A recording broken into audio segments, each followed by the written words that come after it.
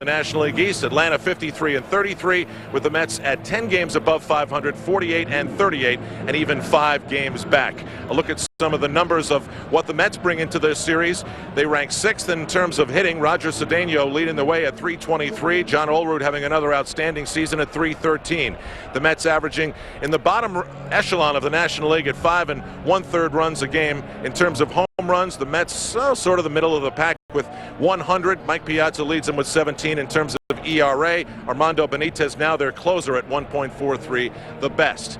Now this matchup tonight is a rematch of the 3rd game of that series, which was taken by the Mets. Al Leiter, who turned it into a 5-game winning streak after beating Roger Clemens that day, against Roger Clemens, who's been much better since this outing against the Mets when Mike Piazza made him pay and the Mets drilled him early. However, Roger Clemens in his last 3 starts has given up only 6 earned runs. The Yankees haven't gotten him much run support, but it's more of the Roger Clemens that we've come to know in his recent years in dominating the American League with power and finesse. Meanwhile, Al Leiter was a lost pitcher until that day when the coaching staff got fired and he took on the Yankees. And he dealt with Paul O'Neill, and he dealt with a long ball game on into the night with a win. And over that 5-game winning stretch that started then for Al Leiter, he didn't give up a single home run, but that ended last weekend. Al Leiter still brings a lot of confidence into this game. Roger Clemens has acknowledged he would want to gain some revenge after that performance against the Mets. Al Leiter's record is 7-6. Roger Clemens is 8-2, but the ERA is not Clemens-like, 4.50. Here are the lineups for the Mets and the Yankees. First for the Bombers, Knobloch leads it off, followed by Derek Jeter, Paul O'Neill, and Bernie Williams. Scott Brocious, Tino Martinez, Jorge Posada, Chad Curtis, and Roger Clemens. Meanwhile, for the New York Mets, Ricky Henderson, Edgardo Alfonso, John Olerud, Mike Piazza, Brian McRae, and Robin Ventura, who does start at 3rd, as I mentioned. Then it's Roger Cedeno, Ray Ordonez, and Al Leiter. Now, one of the things that we'll talk about in our post-game coverage is your opinion. Go to the www.msgnetwork.com website, click on the New York Sports Poll icon, and vote on the question of the week. It's the Continental Airlines fan poll, and tonight's question is 6 games of interleague play too much or not? We phrased it, should the Yankees and Mets play 6 times in a season, yes or no? We'll discuss that in our post-game coverage with Michael Kay when we get a good sense of how you feel about things. They arrived early in the afternoon, and in the warm sunshine in New York, they're making their way into Shea Stadium in Flushing. The atmosphere should be great as the 1999 Subway Series continues. Memories of the Subway Series beginning after this. 1,000 will max out Shea Stadium's facilities here tonight. We're back live in Flushing. Jeff Van Gundy, fresh off his trip to the NBA Finals as head coach of the New York Knicks, bonding with Don Zimmer as he did the same thing with Bobby Valentine and Joe Torre. And about 10 seconds into his meeting with Joe Torre, Jeff Van Gundy said, "How are you feeling?" And Joe Torre said, "I feel great, but to you I say congratulations for getting as far as you did." Meanwhile, here at Shea Stadium, we saw the hordes of people arriving on the subway platform in the right field corner. They've taken the subway, and the young fans, Yankees or Mets, probably think, hey, this is a Subway Series. I took the subway to get here. But the fact of the matter is this, well, it is a Subway Series. But then again, if you talk to people who are old enough, they know that this really is not. We begin with a history lesson involving 2 very important members of the New York Yankees hierarchy as they'll take us with Yogi Berra down memory lane. After World War II and on into the 50s was a golden time in New York. Who was number 1 was decided in this town almost every year. Pee Wee's Dodgers claimed 1, and then Willie, Mickey, and the Duke became unforgettable legends. There was a shot heard round the world. There were valiant plays by Jackie, but in the end, most of the celebrating was done by the Yankees. Now, in a different time, the 7 train can bring us to Shea, where Mike Piazza knows the Yankees last time got his Mets going in the right direction. All the hype that goes into this in '99 is embraced by the Yankee shortstop star Derek Jeter, who knows how to deliver in big spots. The Mets are battling in their own league and in their own city to play catch-up with the Yankees, who are trying in the bigger picture to keep the town and defend the crown. The Subway Series coming at you now.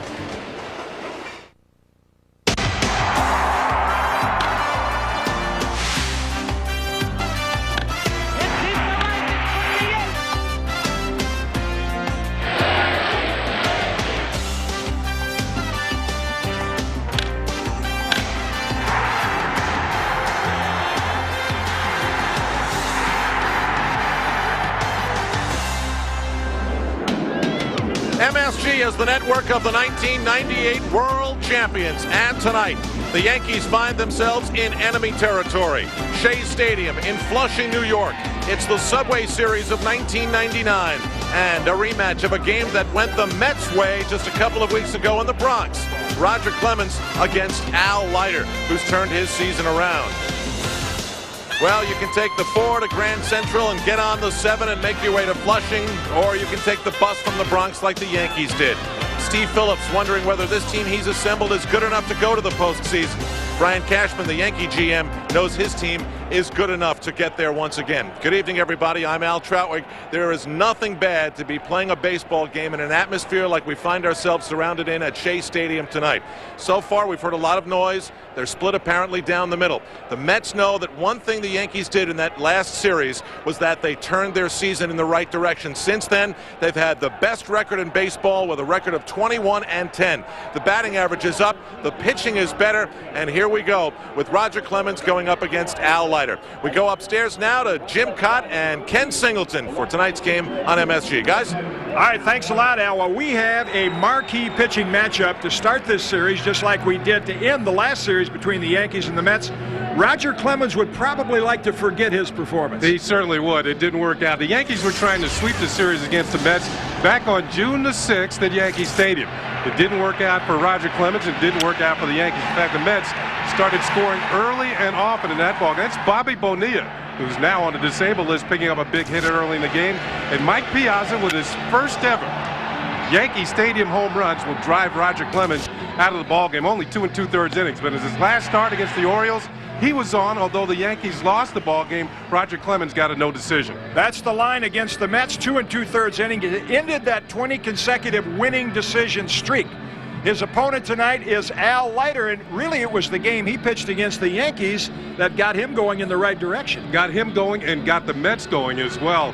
That game against the Yankees and Roger Clemens, as we mentioned, June 6th at the stadium, and Al Leiter was on that night. He worked deep into the ball game, and he was very successful against lefties like Paul O'Neill with that sweeping breaking ball. And look at this one. Slider down, low and in, got Bernie Williams to chase. In his recent start against his former team, the Marlins, he blows one by the Marlins. Danny Batista. Al Leiter is turning into the staff ace once again. They start against the Yankees in 7 innings, only 1 run, and since then, look what he's done, 5-1. In fact, he was the National League Pitcher of the Month in June. Plenty of electricity here at Shea Stadium. We're going to have Game 1 of this weekend interleague series for you on MSG when we come back after these messages.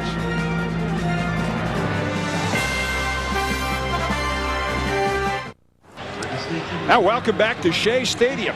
As Al Troutwig mentioned on the pregame show, if you don't like baseball in this atmosphere, you don't like baseball. Some pregame festivities finishing off here before we start tonight's game. In fact, Kenny, one of the gentlemen this weekend throwing out the first pitch, as we see co-owner Nelson Doubleday conferring with Don Zimmer and Joe Torre, is Jeff Van Gundy, the Knicks coach. Got to see what kind of fastball he's got. Well, we know that he got the Knicks as far as the finals, ran into the San Antonio Spurs, and things ended there. But certainly it was a good professional basketball season for the New York Knicks. And hey! he's all dressed up in a Mets uniform. Yeah, he had just a nice casual pair of shorts and a golf shirt on behind the batting cage, but they have dressed him up. Now he's getting loose. Might have got a few tips from some of the Mets pitchers down there in the clubhouse before coming out. The buzz around the batting cage tonight, and I know the players have said 6 games is too much. You know, let's get the weekend over with. It's for the fans, and it is for the fans. But once the game starts, I don't care if these teams are playing the Fort Wayne Daisies. They're going to get pumped up with the crowd atmosphere here tonight. You know, Kitty, years ago they had the Mayor's Trophy game here, and I was fortunate enough to play in 2 of them. And those games meant nothing at all. They were played in the middle of the season. And I can remember playing one at Yankee Stadium and one here at Shea. The crowds, it was packed at both places. And although the games didn't mean anything at all, as a member of the Mets, I really wanted to beat the Yankees. And because you've never got a shot at them, and you probably wouldn't during the postseason, it didn't happen. Yeah, once that umpire throws out the first ball in the rosin bag, your competitive instincts take over, and then you forget that, well, you know, 6 interleague games is too many. The Mets, for example, they say, hey, we have to play the Yankees 6 times. the Braves only play him 3 times, and the Yankees probably saying we'd rather play the Red Sox 3 more times. Yeah, one thing I can remember about those games, I remember hitting a triple at Yankee Stadium, and you know who had to run it down? Bobby Mercer. Remind him of that. 99. That was a good year in 99 for Jeff Van Gundy. Chairman of the board is here, Whitey Ford. Yeah, I guess this Subway Series brings out everybody. So Jeff Van Gundy will throw out the ceremonial first pitch. See, this is one guy that everybody can cheer for. Right.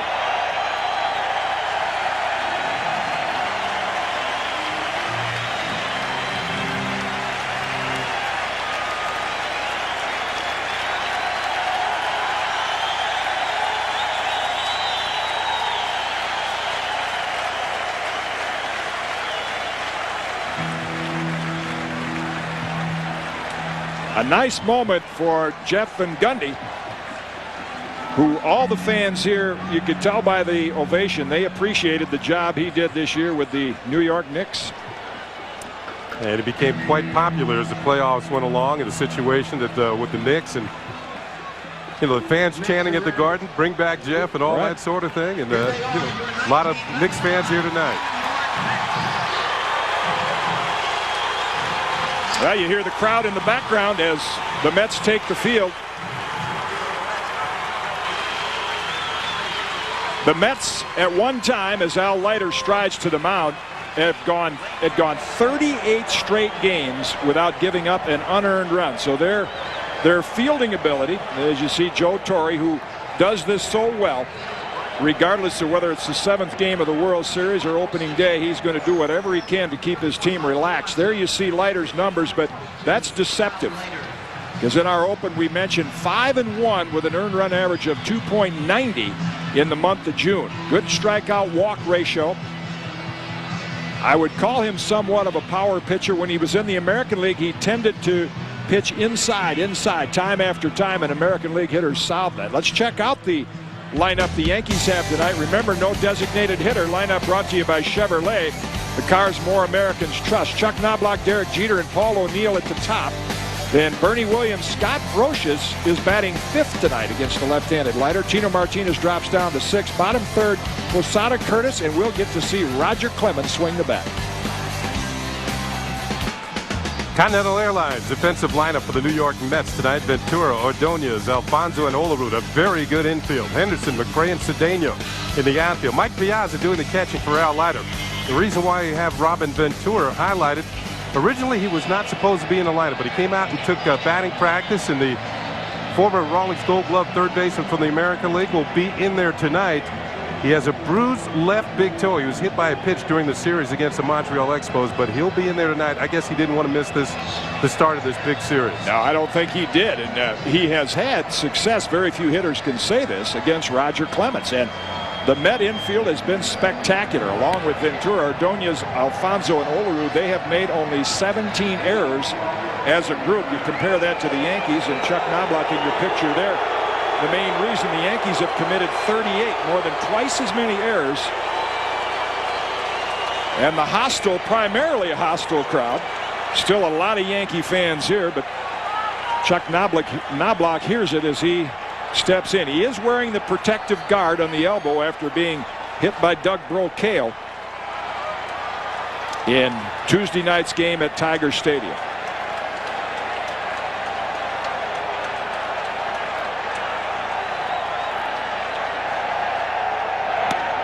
Inside, ball 1. Well, he wore that guard for a while last year after being hit twice by Chad O.J., who's now with the Philadelphia Phillies. O.J. was at Cleveland at the time. But Chuck doesn't like to wear that. And I guess when it starts to feel a lot better, he'll discard it. Good for him. That's inside. This has always been Leiter's pitching pattern. Inside, inside. In fact, in the past, similar to what Andy Pettitte is going through. A lot of cutters inside, and he's trying to figure out a way to establish the outside part of the plate as well. 82 degrees at game time here at Shea. Inside again, and the count goes to 3-0. Also, one of the problems that Leiter has had during his career is the base on balls. From time to time, his control will desert him, but in recent years, he's been a lot better than he was early when he was with the Yankees, and then had some problems with the Marlins, too. In for a strike. Al won his first game as a Yankee. That was back in 1987. He is a very emotional guy, as well as Clemens is. And I think right now you're seeing him almost trying to really key himself down. Relax as much as possible. That's inside, and Knobloch draws a leadoff walk.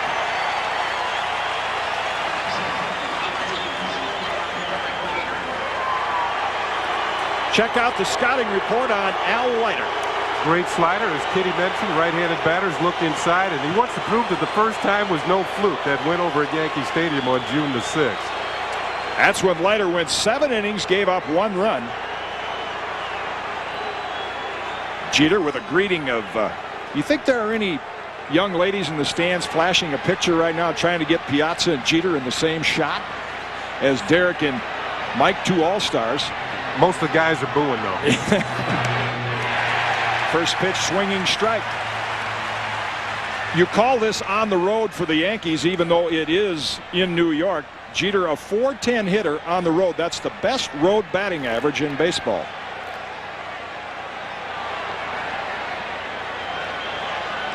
Unusual alignment. The Mets employ this. I'll tell you, it makes it very tough on a pitcher, I think, as Jeter fouls it out of play, because if all of a sudden you decided as a pitcher that Knobloch had too big a lead, you can't throw over there. I mean, you can step off, but sometimes I think deviating from the norm can be counterproductive. Either that, if you throw over there, you're going to have to hit a moving target, which makes it even more difficult.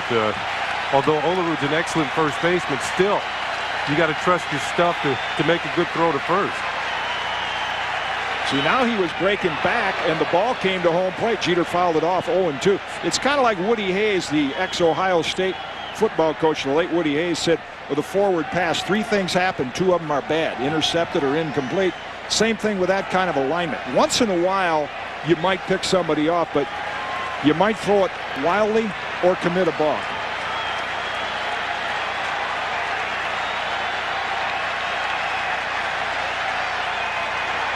Up and in to Jeter, 1-2. My point on that would be, why don't you hold the guy on anyway? Because as soon as the pitcher delivers the ball to the plate, you move to your right, you close up the hole. If you're going to move over and try and bluff him back, you're opening the hole up again. Why not stay at first base? See, the hole opens. Right. See, Keith Hernandez, who played right here in this ballpark, part of their World Championship team, was so good at straddling the bag and then breaking off with the pitch. The banner indicating the 1986 World Champs. See the hole open? Yeah, he moves back, and if Jeter shoots that ball to right field at that time, Olerud is actually moving back toward first base, and as Kenny said, it opens up the hole. It's it might look unusual and work once in a while, but I can only speak from a pitcher's standpoint, it would be very distracting. And Olerud, like Tino Martinez's counterpart, has improved greatly.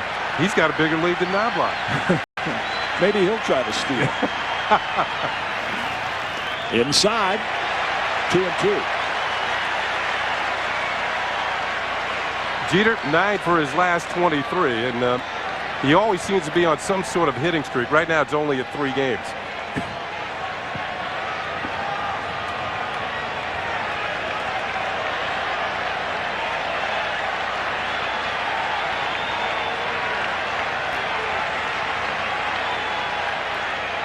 Block back in plenty of time. Actually, I can picture a base thief like Ricky Henderson, Joe Morgan, Lou Brock.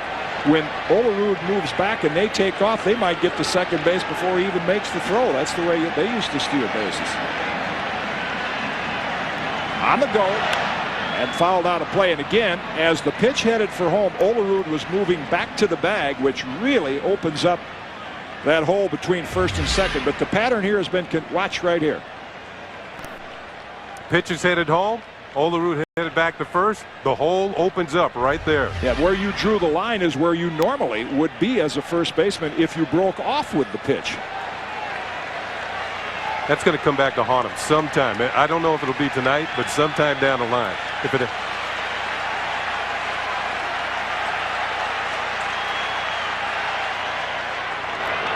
Tough start for Leiter. Of course, these signs are thrown in from the bench. A lot of times a game like this, a pitcher left to his own devices would say, I want to get some outs. I want to get the ball going toward home.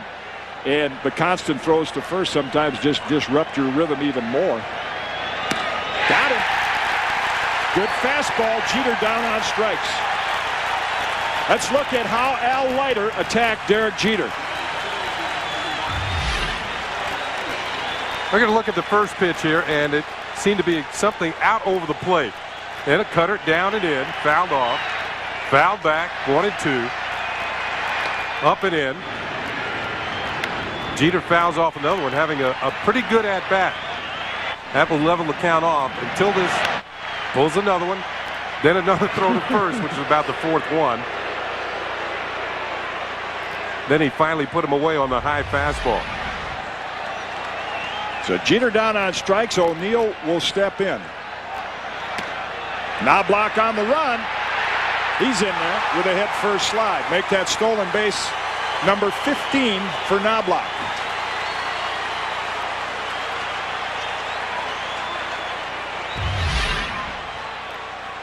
Piazza gets a pretty good pitch to throw on. He steps into it, gets a pretty good throw down to second, but I think Knobloch had too much of a jump. Knobloch leads the team in steals. Now watch it. As he got the great jump, takes a look back to see what happened with the pitch, and on into second with the stolen base. I would think we would see a lot more of that from the Yankees tonight. They have not stolen this year as much as they tried in previous years, but with Clemens, the hitter, no DH, you would think Joe Torre would use the running game a little bit more. That throw of Piazza, the look at it, Kenny points out, is similar to the problems Chuck Knobloch is having. Throwing for a catcher revolves around a lot of good footwork, and he never got his feet in proper position there. 1-ball count to O'Neill.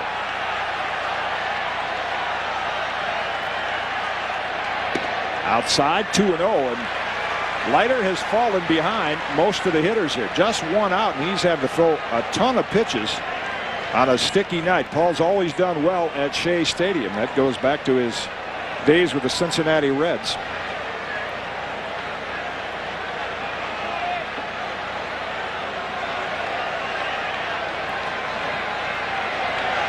Up the middle. Ordonez to the knees and throws out O'Neill as Knobloch advances to third.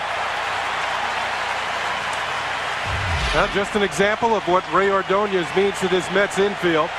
Another acrobatic play, goes down on one knee, up quickly, strong arm throw to first base. First of all, he robs O'Neill of a base hit. He's on the second base side of second and then makes the play. Quick steps to the left, down, up. He's unbelievable. What fans might wonder, why would he slide? What that does, I think, for him is he's able to stop himself, get up and throw. If he didn't slide, he'd keep running into right field and maybe not get the footwork. It's almost as if he uses the ground as a trampoline situation, push him right back up again. Bernie Williams in the all-star numbers. That's where he'll be headed Tuesday night at Fenway Park. Inside for a ball. Bernie got last night off. A rare rest for him. And that means there is only one Yankee who has started every ball game, and there he is. He hit 6 tonight, Tino Martinez. Third base. Ventura, the sure-handed Gold Glover, is there to Olerud. Leiter pitches around the leadoff walk. The Yankees go scoreless. The Rocket, Roger Clemens, heads to the mound at Shea when we come back.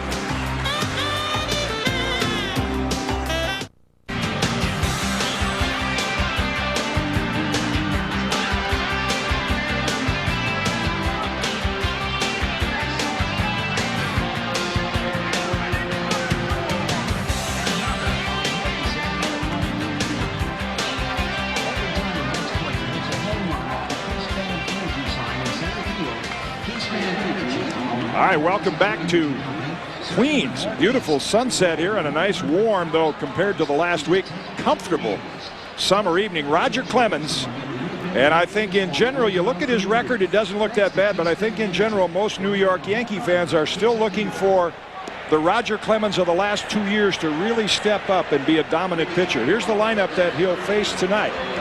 Posted by Bobby Valentine. Brought to you by Genuine Chevrolet, the cars more Americans trust. All-time greatest leadoff hitter in baseball history, Rickey Henderson leads it off. Then Edgardo Alfonzo, John Olerud, Mike Piazza, Robin Ventura, the bottom half, Brian McRae, Roger Cedeno leads the world in stolen bases, Ray Ordonez and Al Leiter. Continental Airlines defensive lineup for the New York Yankees. The infield, very familiar. Brocious, Jeter, Knobloch, and Martinez. In the outfield, Curtis, Williams, and O'Neill, with Jorge Posada doing the catching for the Rockets tonight. Well, unlike Detroit, Paul O'Neill will not have to deal with fans out in right field here at Shea Stadium. The only thing he'll have to deal with is the Mets bullpen. And I don't know how much they will get on him, but certainly a lot less than the fans did in Detroit. They were brutal. Oh, I had a chat with Paul about it before the game, and he said, you know, I hear all the general taunts, but when they start getting into in some of the language, he said, with little league teams, he tried to get the usher there to stop it. Wouldn't do anything about it. There's Clemens' line as the first pitch is low for a ball. Now, Roger, more than a hit per inning, and he's already given up more home runs, 10 this year, than all of last year. Henderson just under 300. Fouled off to the right side, a ball and a strike. Henderson's hitting 18 of his last 23. He's gotten his seasonal average up to 298. Sounds like Rickey's trying to turn back the clock. He's got 22 stolen bases. He's in the top 10 in the league. I think he loves this role, too, being a veteran and working with a young base stealer like Roger Cedeno. Ball 2, said home plate umpire Charlie Relaford. Clemens looked in and wondered where it was. I mean, Posada dropped the ball, but it looked like it was right down the middle, and Roger quickly questioned it. Well, let's take a look for ourselves. The target is kind of blown inside, and the pitch is right to the target. Yeah. Well above the knees. Was it inside? No. I can see why Clemens looked in. Charlie Relaford, the home plate umpire. In for a strike. Count level at 2-2. Well, you mentioned Rickey, probably the greatest all-time leadoff hitter. And I got to agree with you. There have been some pretty good ones. Lou Brock, maybe Bobby Bonds had some power, but none with the combination. No combination of power, speed, and the ability to draw walks. See there, the count has gone to 3-2 again. And that is the toughest leadoff hitter for a pitcher to face. You love a guy to lead off that you could say, here it is, hit it. It won't go out of the ballpark, just to get the game going. You can't do that with Henderson.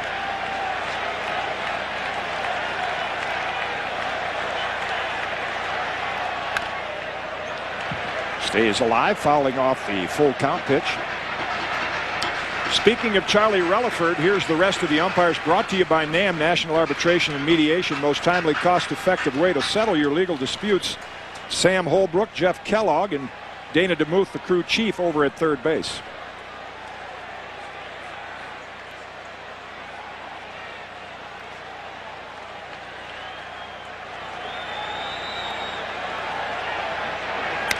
Up the middle, Jeter will not be able to get that one, and Henderson has a leadoff single.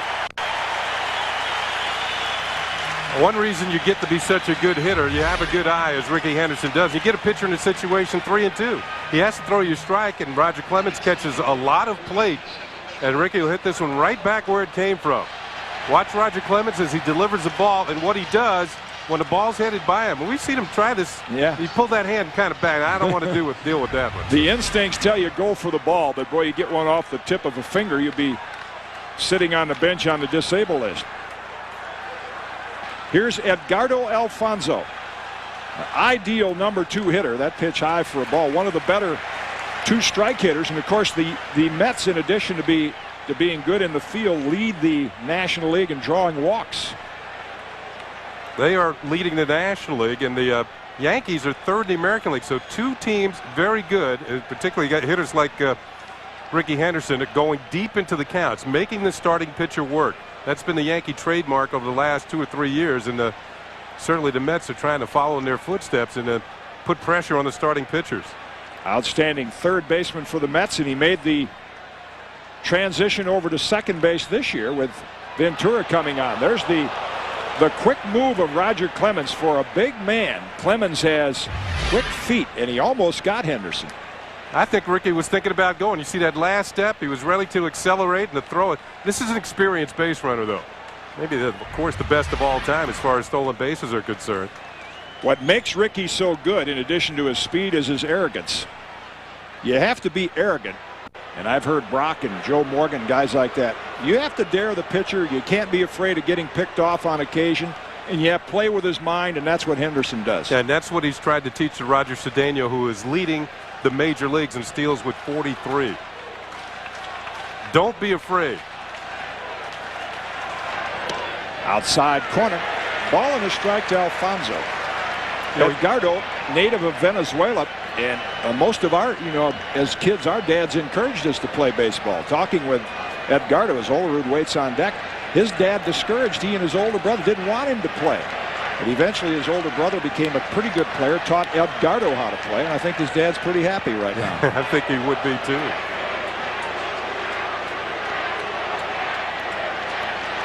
Anytime Ricky Henderson gets on, you have to pay attention to him. He's stolen 22 out of 30 this year. Still a pretty good percentage. In the air to right, playable. O'Neill is there. First out in the Mets first. Alfonso's, one of the keys to the Mets is I think his ability to shift from third base to second. I'll talk about that a little bit later when they're in the field. Olerud steps in. If you have a youngster at home and you want to teach him the fundamentals of hitting, this wouldn't be a bad model. John, from the time he's come up out of Washington State to Toronto, has had a quiet body and quiet hands, and that just gives you a better chance of making good contact. Inside, ball one. Toronto encouraged him to try to pull the ball more because of his size, but he's a much better hitter just using the whole field. First of all, to be a good hitter, you got to swing at strikes, and he has a very good batting eye. He's always up among the league leaders in walks, third in the American League in walks, great on-base percentage.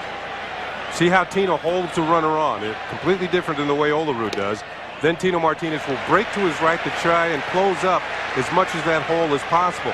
Now, more balls will be hit to his right than will be to his left. So that's why I feel like you got to be going to your right after the ball is released by the pitcher. And Kenny, of course, comparing Tino getting off first to what the Mets do with Olerud. They start him about where Ricky Henderson is, and he gets caught breaking the other way. Gets by Posada. Jorge came up on that one. It got through the wickets, and Henderson advances to second. Now, I believe this is going to be called a wild pitch, but I think it was definitely a stoppable ball. Well, the ball hit in the dirt, so I'll say that is a wild pitch. It's wild because it hit the dirt, but if you looked at the technique, and I think Jorge feels the same thing, he backhanded it, and his body never went down, his body came up. And again, I think that's the Henderson factor. I think catchers are so conscious of getting into throwing position that sometimes they do it prematurely. 3-0 to Olerud, and I think Jorge's trip to the mound is to remind Clemens he'll probably be hitting if he gets one he likes. At the knees, strike one.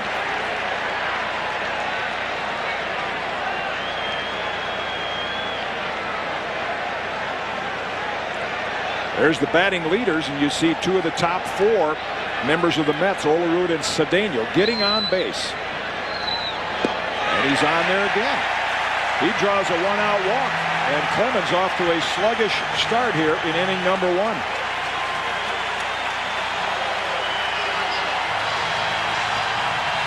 Now Mike Piazza steps in with two on. This is what happened back at Yankee Stadium. Piazza, great extension on the swing. And anytime he gets those arms extended, he can hit the ball a long way. He's hit a ball out of Dodger Stadium. It's only been done by Willie Stargell. Stargell did it twice. Mike Piazza's the only other player that hit one out of Dodger Stadium. There's the all-star numbers. High again with the breaking ball. Roger very tentative here in the first inning. He doesn't have that look of I'm going to run it right down your throat. Granted, you respect hitters. but you can't be awed by them. And the Mets fans getting into it early. Fourth hitter Clemens has faced, and all four have started with ball one.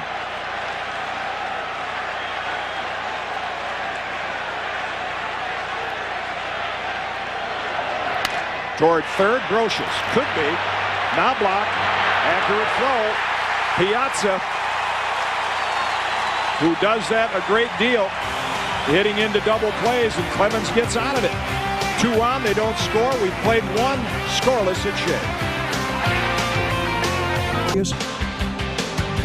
New York Yankee baseball brought to you in part by Ford Cars and Trucks, built for the way you live. And by American Express. Wherever you are, whatever you're doing, American Express helps you do more. Both pitchers wriggle out of a jam. Clemens getting Piazza to hit into the league-leading 15th double play, and Brocious will step in. And again, inside for a ball. Both pitchers having difficulty getting strike one.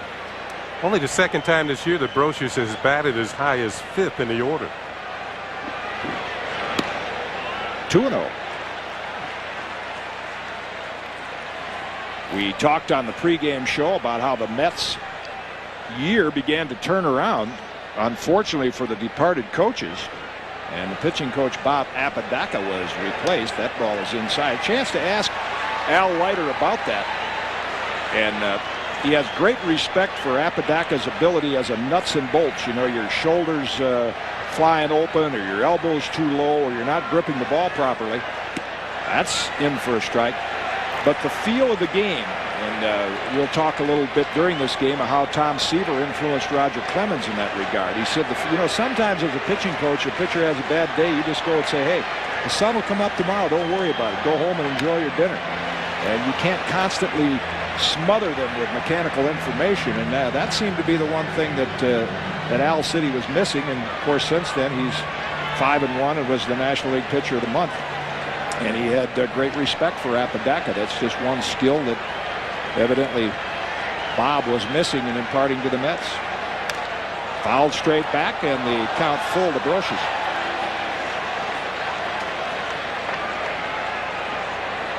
Tino Martinez waits on deck, as Al Troutwig pointed out on our scorecard show. Tino hit his first home run off a left-hand pitcher last night in Detroit, off Suche Nitkowski. Fouled again, and the count will hold 3-2. If nothing else, Brocious is making Leiter work to the first hitter of the inning. Now he's thrown at least 7 pitches here. Now the start that both of these pitchers are having would indicate the game will be in the hands of the bullpen. It usually is, but it might be there a little earlier. And both these teams, particularly the Mets, have outstanding bullpens. Popped up, foul territory, near the Met dugout, and Olerud now just outside the coaching box puts it away, 1 down.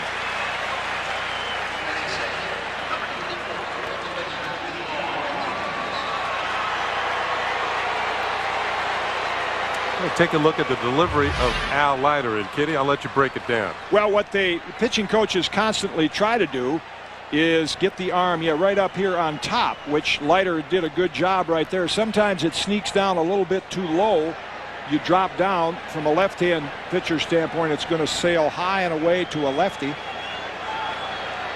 It's not, you almost want the feeling, as that pitch misses for a ball, you almost want the feeling as a pitcher that you're going to clip yourself in the ear or near the ear. It'll never happen, but that's the feeling you want to get on top of the ball. 2-0. Well, let's check out last night in our Corona Extra Effort. And for Tino Martinez, this is career home run number 199 and his 21st that he's hit at Tiger Stadium. So there's a guy who might hate to see Tiger Stadium go. That was the difference, as the Yankees won that game 3-2. Breaking ball in, 2-1. Yankees have been hot on the road. They've won 8 of their last 9 and 17 of their last 22 away from Yankee Stadium. This is about as far or as close as they can get without being at Yankee Stadium. Way inside, and it's 3-1. and still be on the road. Posada waiting on deck will hit from the right side of the plate tonight.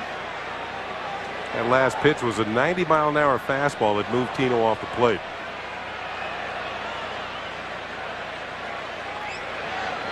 Off-speed pitch behind in the count, and a good one.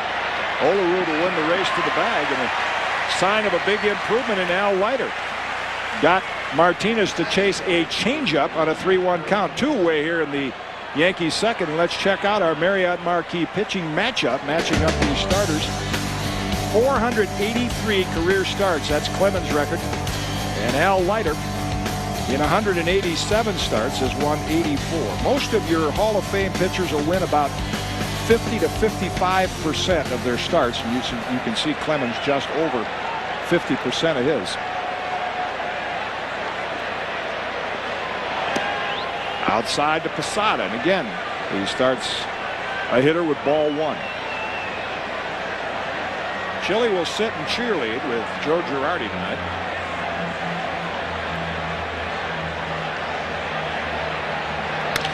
Toward third, Ventura, nice pitch to Olerud. The outstanding Mets defense in the infield shows off again, and Leiter appreciates it. Yankees down in the second. We head to the Mets half when we come back on MSG. Score, we head to the bottom of the second. Though both pitchers have labored in the early part of this one, Robin Ventura didn't think he'd be playing tonight, possibly because of this. Let's go back to the series against the Expos. Looked like a breaking ball down and in for Mike Smith, and right on the left big toe. And that is painful. You can see tonight, usually a hitter will wear a guard on his front leg. But Ventura has it on his back leg. That's unusual. Usually you're trying to guard against the foul balls off the front foot.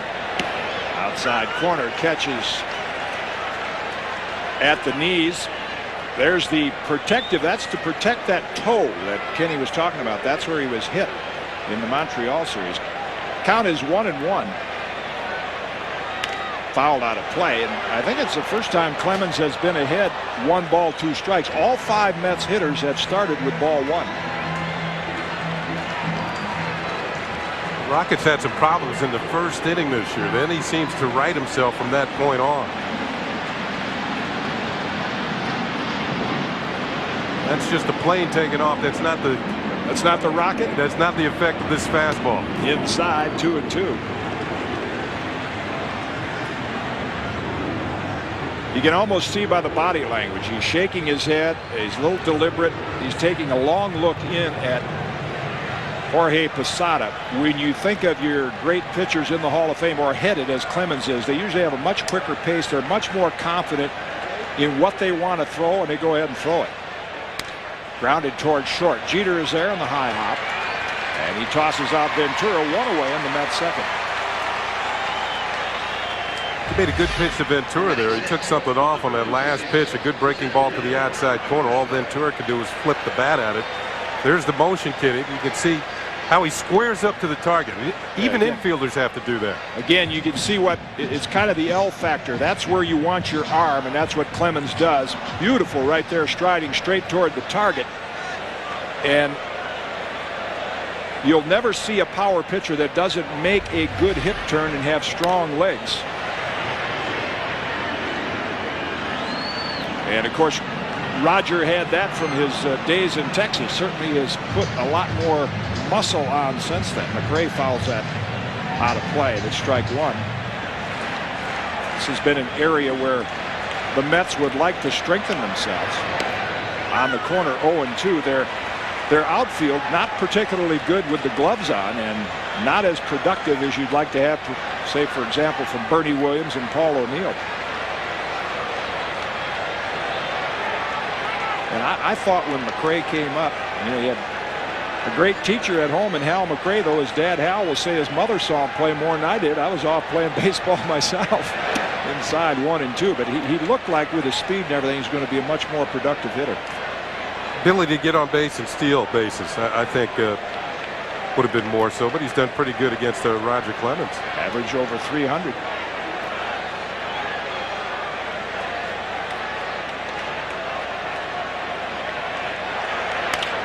Left field line slicing, but it is going to stay in play. Curtis will chase it down, and McRae will have a one-out double.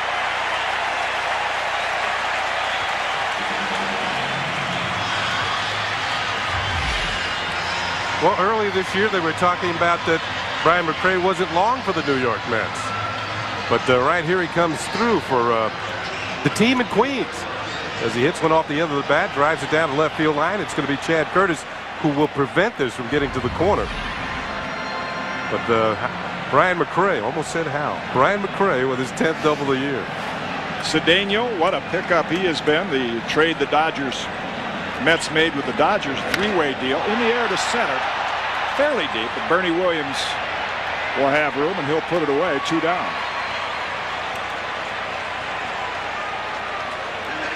Yeah, he has come out of nowhere, speaking of Cedeno, to lead in major leagues in stolen bases with 43. And what really impresses me is his on-base percentage. This is his breakout year in the major leagues.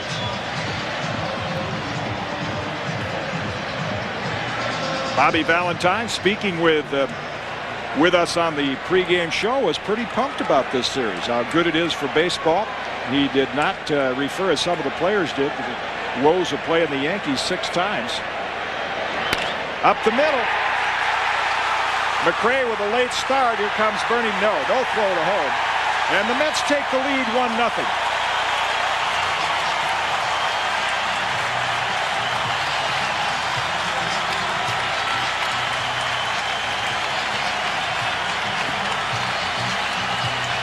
Well, at one time there was talk of Ray Ordonez maybe going to the All-Star game. But now he's just 3 for his last 25 as he shoots one by Roger Clemens. His average is up near 300. He's dropped into the 270s, but he comes through here and scores Brian McRae with the first run of the game. With 2 outs, of course, you're off and running.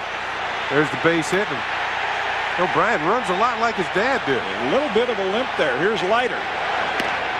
As Clemens throws ball 1, and I'm sure, you know, there are some inside baseball fans that are saying, wait a minute, McRae is on second, first base open, the pitcher hitting next. Why didn't you walk Ordonez? If you're Roger Clemens, you don't have to mess around with Ray Ordonez and walk him.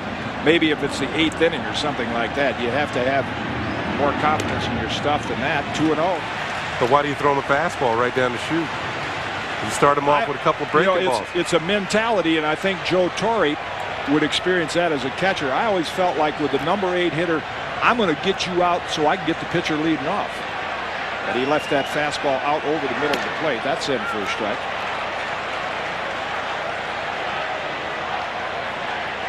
Still looking for the real rocket. We've seen it a couple of times, but again off to a rather tentative start. 2-2 now to Leiter. Here's the pitch to Ordonez with a man on second. This is what I'm talking about, and Kitty mentioned the pitcher is up next. Fastball is right there. I mean, central, all central. And he just drills it into center field for a base hit. I mean, even number 8 hitters can hit a pitch like that. But not number 9 hitters. And Leiter down on strikes. Mets draw first blood. We've played 2 at Shea. McRae's double, Ordonez single. Gives them a 1-0 lead. Back after this.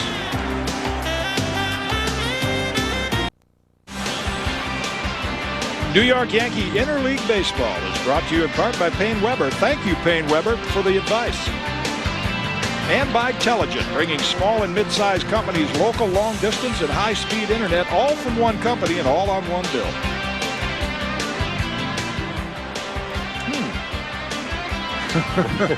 Who is that masked man?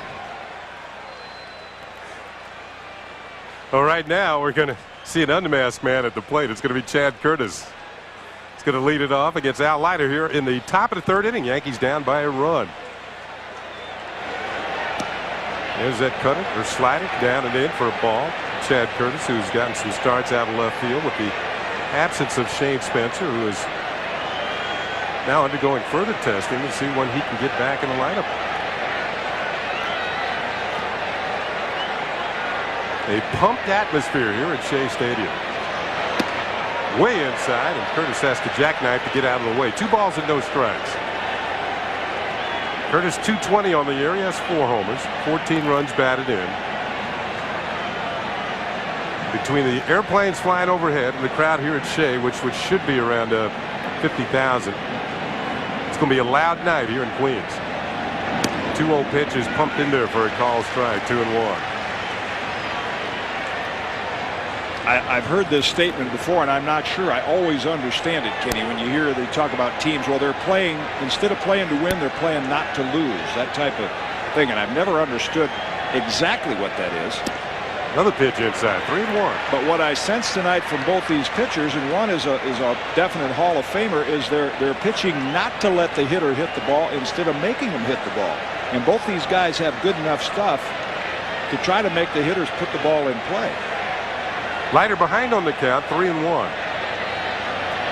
And that's inside. It's a leadoff walk. So we have Roger Clemens coming to the plate in an interesting situation. It's a sacrifice bunt situation. Before Roger Clemens comes to the plate, let's go down to our Matt Laughlin. All right, well, we're joined by Lindsay Davenport, who is the Wimbledon champion. She's still coming down off that high of last week, and congratulations, Lindsay. What does it all mean for you? It was just a kind of incredible 2 weeks, winning my second Grand Slam, but winning Wimbledon, the biggest tournament in the world, and just having a week here in New York to enjoy it. Well, she's also enjoying the game because you have a little connection with the Yankees. You have a friend who's in the relief corps. Yeah, I got to know one of the relief pitchers, Dan Nolte, last winter, and I met all the Yankees at the ESPYs, and they're all really nice, seem like tennis fans, and so I've really followed them now for about 2 years and enjoyed every minute. So Dan Nolte was watching her win Wimbledon, and she's here hoping that the Yankees come away with the win, fellas. All right, thanks, Matt. Roger Clemens squares, takes a pitch up high for a ball. Of course, Lindsay Davenport's victory over in England was against Steffi Graf. That was she put on quite a performance.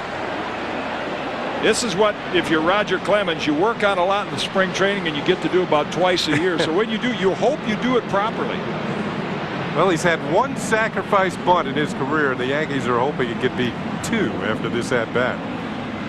He's ahead on the count, 1 ball and no strikes. Oops. Tried to jab at it and missed it. It's a ball and a strike. And even though you say, well, pitchers should bunt, that's what Kenny talked about a year ago. When you don't play every 4 days, that's why I'm not a big fan of the DH. I know Chili Davis is, but when you're not out there and in the rhythm of the game and you get called on, it's like not playing golf for a week and then somebody says, go make this 6-foot putt to win the tournament. You know, you haven't played.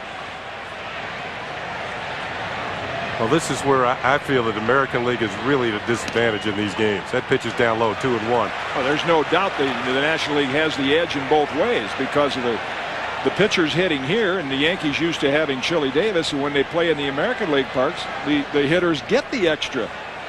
Chili's showing Hideki, in case you have to bunt Sunday, this is how you do it. Hideki got that bunt down in Montreal last year that was amazing. There's a bunt, but it's foul, and it's 2 balls and 2 strikes on the Rocket. The Roger is trying to push the ball, and the best instructors I had for bunting would be, imagine, speaking of Lindsay Davenport, imagine that you had a tennis racket. Yeah. A tennis racket right there, and you were going to catch the ball on the strings. You weren't going to jab at it. You were just going to catch it and let it bounce off the strings. That's how to bunt properly. 2-2 the count. The Rocket is already squared around. It's the bunt down, and it's a good one. Curtis will move to second on the sacrifice with 2 strikes by Roger Clemens. 3 times was the charm. So the Rocket gets the runner across. And the Yankees have moved the tying run into scoring position. Let's see what the technique is here. See, the barrel's in good shape. He doesn't jab at that one. He leaves the bat. He lets the ball hit the bat. And actually, with 2 strikes, a very, very good pitch to bunt. Most of the time, pitchers will try to make you bunt that pitch up around the shoulder. So Clemens got a good pitch to bunt and executed it perfectly. Now the lineup will turn over as we watch the Rocket. The play went 3-4, by the way, as Alfonso covered it first. And you can see the glad handing for the Rocket as he gets the job done. Curtis out at second for Chuck Knobloch, who drew a walk and stole second in the first inning. Now the Yankee fans starting to come alive here at Shea. The first pitch to Knobloch is inside for ball 1. It is a packed house here at Shea Stadium, opening game of this weekend series between the New York Yankees and the New York Mets.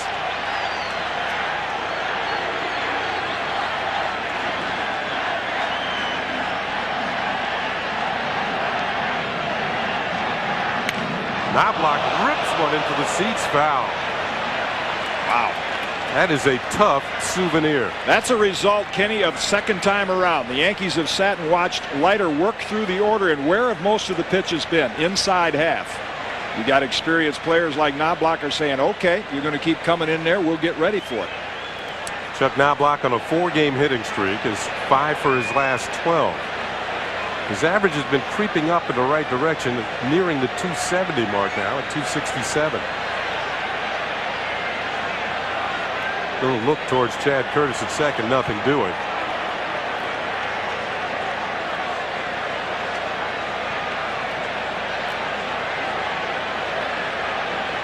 That's what Knobloch has done against Leiter in the past. Just one homer, but the average way down at 188. Up and in. Straightens Knobloch up, and the count will go to 2 balls and a strike. This interleague play, Kenny, the scouting reports, I don't know how many games they see the Yankees play, but we're accustomed to seeing Chuck Knobloch, center fielders over here, right fielders near the line, swing him way around the right. They almost play him like a pull hitter. Cedeno is well off the line, and McRae on the left field side of center. Maybe that's Leiter's pitching in. That could be. Bouncing ball towards the middle by Alfonso into center field for a base hit. Curtis rounding third. He'll score. And this ball game is all tied up on a base hit by Chuck Knobloch.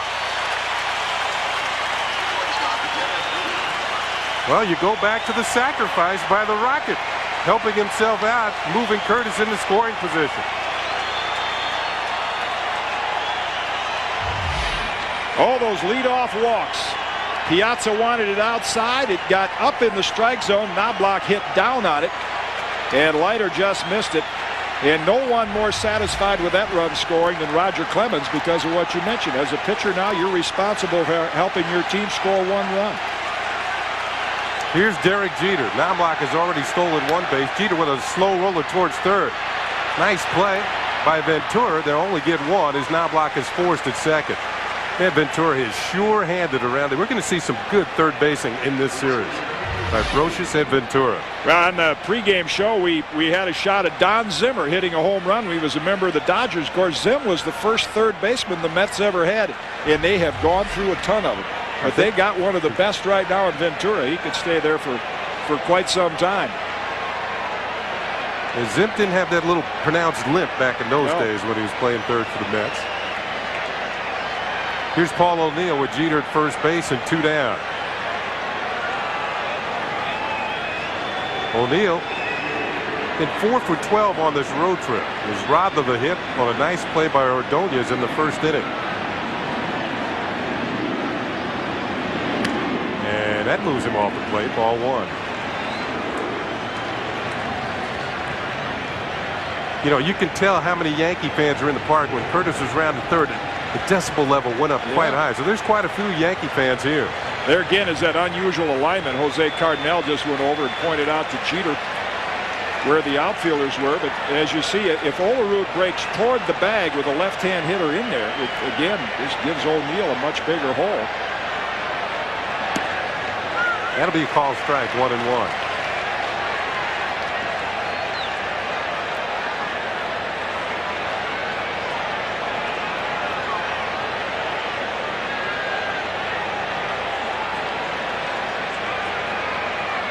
O'Neill looking for something he can drive.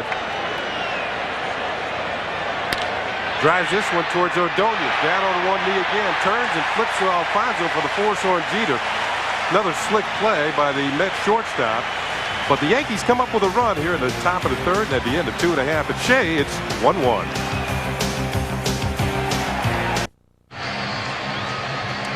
Ricky Henderson coming to the plate for the second time. Had a base hit back in the first inning. 20th year in the major leagues. And a future Hall of Famer. Clemens' first pitch is in the dirt for ball 1. Speaking of Hall of Famers, Kenny, it is ironic here in this first game to have Roger Clemens on the mound and Tom Seaver, a Hall of Famer, doing a broadcast on the Mets network about 2 booths down from us. There is quite a connection between those two. Swing and a miss on a fastball, and the count levels off at a ball and a strike. Now, I know they're both power pitchers. Ooh, I'll say. When I went into Boston in the mid-'80s, I was going to do a game where Clemens was pitching. You see the retired number with 41 on the board. Ralph Houck was the manager at the time of the Red Sox. Good curveball first strike. And the major called me in and he said the kid pitching today is the best pitching prospect I've seen since Tom Seaver. And when you think about it, from 69 to 99, Nolan Ryan has the no-hitters, but these are the two guys, both 520 game seasons, that have been the dominant right-hand power pitchers in Major League Baseball. Their totals at this particular time, if you look at this period in Tom's career, as he looks in from the Channel 11 booth, he had 245 wins. Clemens has 241. Their statistics very, very similar. Of course, Tom went on to win 311 games and the highest vote ever going into the Hall of Fame, highest percentage. And it appears that the Rocket is on his way to 300 as well. 2-2, the count on Ricky Henderson. That misses. No, it doesn't. It's over the inside corner for call strike 3. And Ricky, who's made a pretty good living of taking close pitches, he is up there on the all-time list for base on balls. This time he gets caught looking.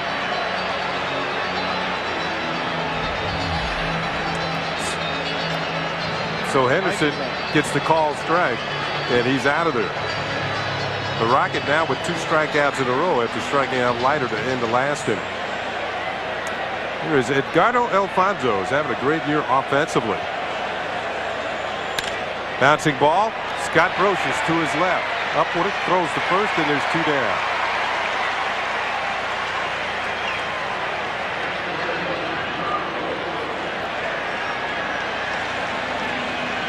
So 2 outs. And Roger Clemens may be settling down here in the 3rd inning.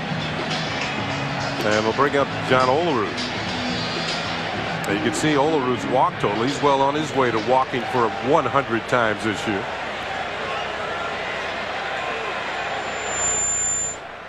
There's a pitch in there for a call strike. The Rocket paints the outside corner.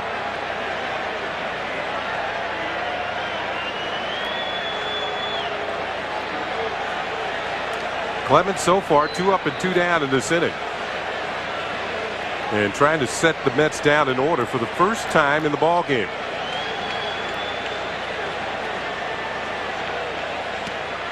There's a call strike and an off-speed pitch, and the count quickly goes to 0-2. That's a pitch that Clemens had, ironically, talking with Roger before the game. He said, when I was with Seaver as a teammate, I had a pretty good overhand curveball. You seldom see him throw it. He did there. That was a show-me fastball. Field of Dreams. Colorado, Florida, Atlanta, Houston, Los Angeles. I would imagine that all major league parks are on there somewhere. There'll be a few new ones on there in a couple of years. Safeco Field actually in another week. Olerud calls time and steps out. Only player on either team to reach base safely in all 10 Mets. Only one that's played in all 10. That is low. And again, he shows young hitters that you don't have to be down on the knob of the bat. I think Mike Piazza is waiting on deck, but you notice that Olerud, as big and powerful as he is, he does have 12 home runs and still chokes up on the bat for control. I'll qualify that a bit. Olerud's the only Met player to start all 10 of the games between the Mets and the Yankees in interleague play. And you can see the effect of choking up. Swings here. There's the effect. Deep to right field. This is headed for the Mets bullpen. A home run for John Olerud. And it's 2-1 Mets.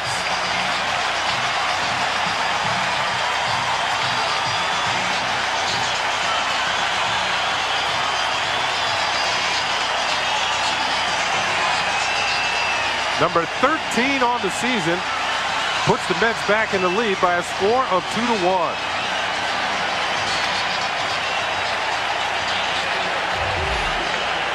Yeah, you can choke up on the bat, but you'll still have the power. Those nice, quiet hands, quiet head, solid contact. The 11th home run allowed by Clemens this year. That's already more than he allowed all of last year. Here's Mike Piazza who takes a pitch down low. So Clemens very close to his first 1-2-3 inning. Instead, gives up a quick run on a home run by John Olerud.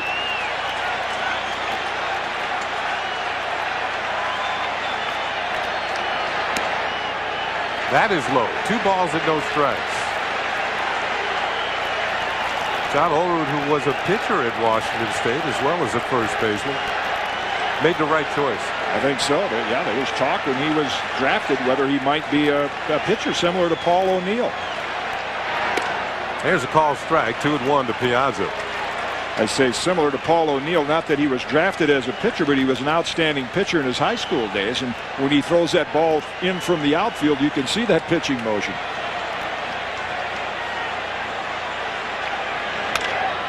Hit on the ground towards third. Nice high hop for Scott Brosius to throw across the diamond. And that'll do it for the Mets here in the bottom of the third. But they pick up another run on the home run by John Olerud, number 13 on the season for him. And this will give the New York Mets a 2-1 lead as we head to the 4th inning.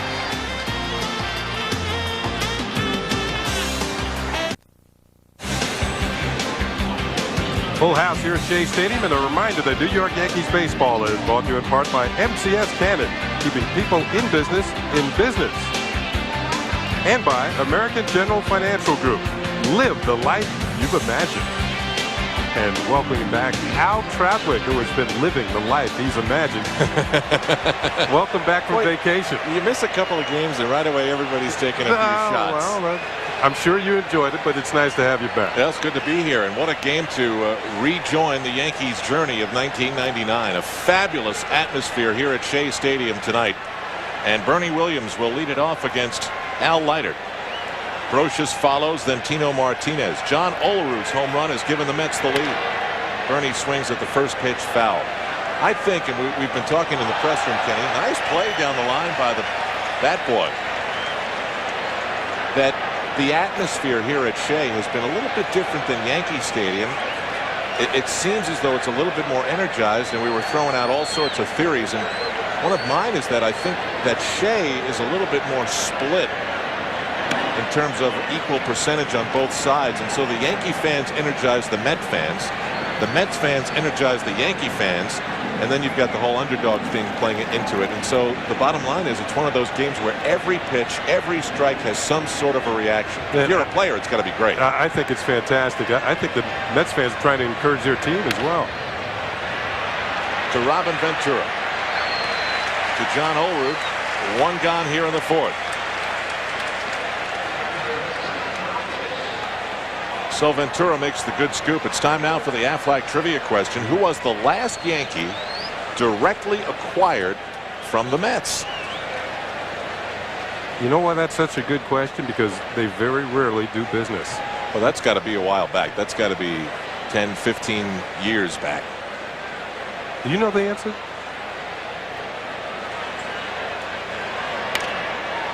Scott Brosius fouls one off back toward the crowd. I'm told by our producer Leon Schweier it's this decade. Still could be 9 years back.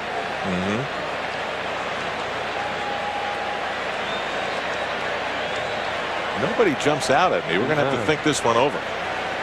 Al Leiter has the lead. Shakes off Piazza for option B. The 0-1 to Brosius. Another foul ball straight back. Good rip by Brosius. Hit a home run in Detroit the other night, and then his next at bat just missed another. Got underneath it. So he's starting to maybe get that home run stroke together. You get that pitch in the wrong direction, he's going to give it a ride. Brosius 0 for 1, fouled out to Olerud. Leiter's 0-2 pitch. High and tight, 1 ball and 2 strikes. Tino's on deck, had the game-winning home run yesterday in Detroit.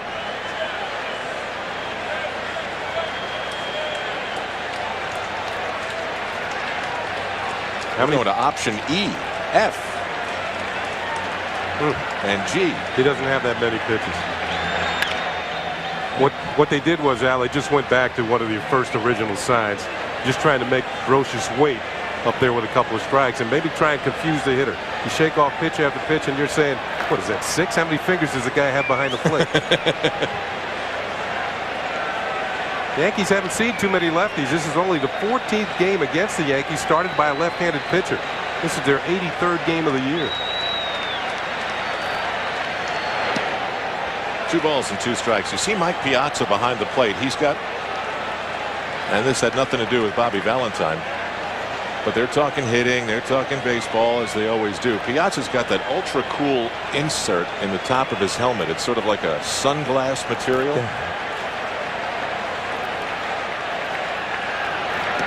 And Brosher swings and misses. 2 outs in the Yankee half of the 4th. Verlander picks up his second strikeout. Good cutter down and in. Watch it run for the ankles. And Brosher's over the top with the swing. Yeah, Bobby Valentine there, you saw the hitting coach, Mickey Brantley, who was one of the coaches that was called up from the minors by the Mets when they got rid of, what, 3/4 or more of their coaching staff. Back on June the 6th, the Mets are 21-10 since that day. Best record in the major leagues.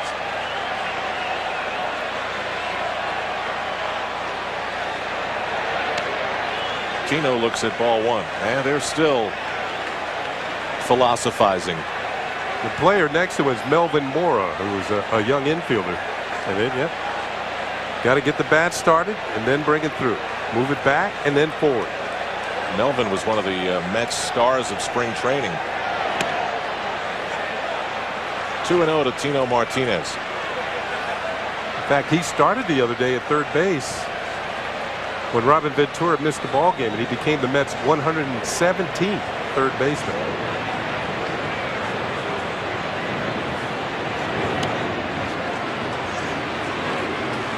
3-0 to Tino Martinez. And here you have it, best records in baseball since the 6th of June. And the Mets just edging out the San Diego Padres. Yankees are on the list. 3-1. You know, it's weird what a change can do to a team. I mean, for the Knicks, you know, they fire the general manager and suddenly the team gets focused. Here the Mets do that with the coaching staff, and it juices up the team. Nobody else wants to be next. Steve Phillips not liking that sequence. It's a 2-out walk to Tino Martinez. Al Leiter is he's an absolute cut up. What a fabulous personality. I hope you saw him with Matt Lachlan before the game explaining how you get from Yankee Stadium to Shea Stadium.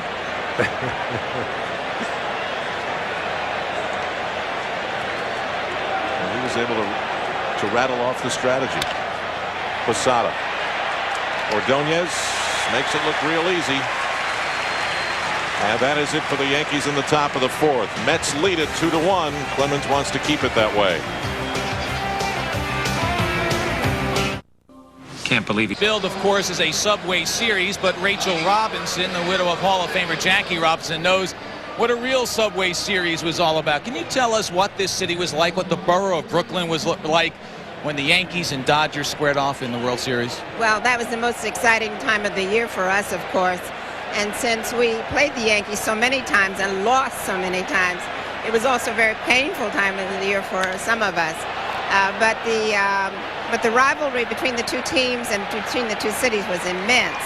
And people are still talking about it as they meet me on the street. Well, after all those years of frustration, what did Jackie feel in 1955 when the Dodgers finally broke through? Well, it was the most exciting high we had in baseball, I think, because we'd waited so long for that victory, and it was a team victory and not an individual victory, which was what they wanted, and obviously.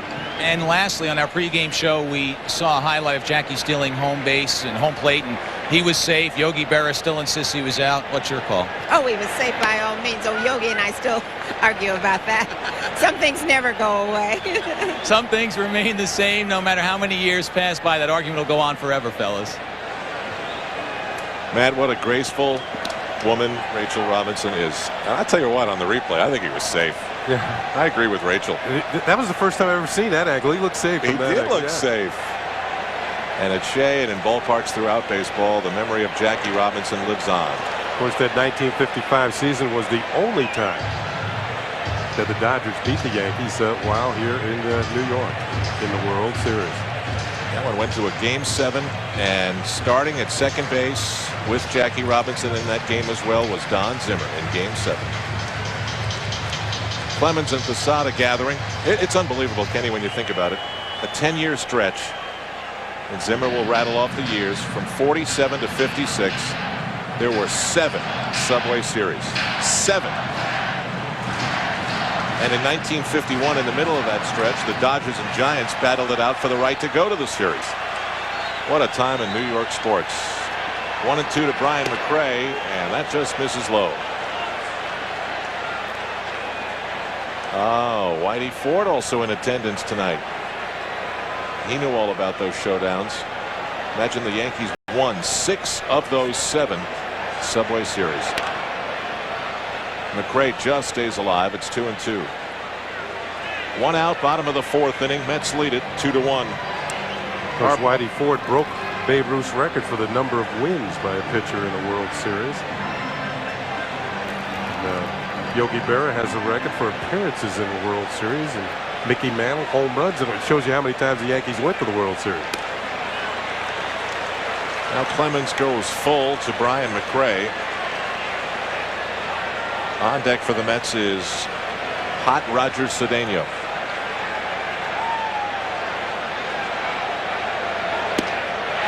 Big fastball by Clemens, and McRae is retired. That's the 3rd strikeout for Clemens. Well, Rocky gets down to a 3-2 count. It's time to put up or shut up, and he puts up. Fastball, knee-high outside corner. McRae with the swing and a miss. Let's go back to the Aflac trivia question. Who was the last Yankee directly acquired from the Mets? Frank Tanana, 1993. That did not roll off the top of my brain. Base hit right side for Roger Cedeno. Well, now this might come into play with 2 outs. You might see Cedeno off and running. He leads the major leagues in stolen bases with 43 as he swings at the first pitch, as he did his first time up when he flied out to center field. So liking that first pitch singles to right. With Ray Ordonez, the 8th hitter up, you would certainly figure that he'll be going. Even if he's thrown out, you have the 8th hitter leading off next inning. And yet Ray Ordonez, hitting .278, had a single that drove in a run in his first at bat. And the crowd seemingly coming alive here with Cedeno reaching base, and that's what a good base stealer will do. Ricky Henderson had done it in the past. Whenever he got on, you know, the crowd would come alive, anticipating his move towards second base. When would he go? Cedeno's only been thrown out 9 times to go along with his 43 steals. He fakes the start. In there for a strike. Ricky was telling me before the game that just tried to settle Cedeno down. He knew he had the potential to be a great base stealer. Number one, you have to get on base, and he's been doing that a lot more frequently. This is his breakout season. Ricky said, just teach him no fear. When you get out there, feel that you're going to make it if you decide to go. If you have any hesitation or any negative thoughts, you're going to get thrown out. So it's the old Norman Vincent Peale power of positive thinking. No fear.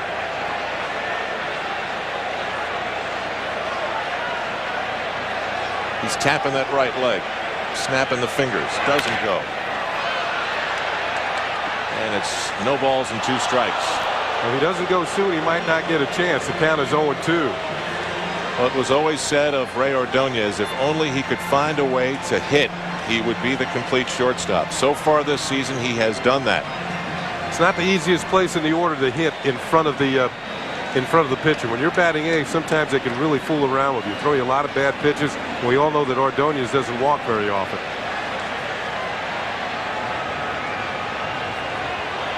The fans have mellowed a little bit from the first 3 innings. I mean, they came in ready to go. But it's gotten hot and sticky. The wind has died down. The humidity has picked up. It's one of those nights where you can really and literally see the air. It's thick. Clemens wants to talk it over with Posada again. Kind of reminds you when you were a youngster, Al. I know growing up in the New York area, I used to either watch the Mets or the Yankees on TV, and be those hot summer nights where you had the fan going and you had all the windows open and you could hear the ball game echoing throughout the neighborhood, whether it was the Yankees or the Mets. Everybody had a ball game turned on.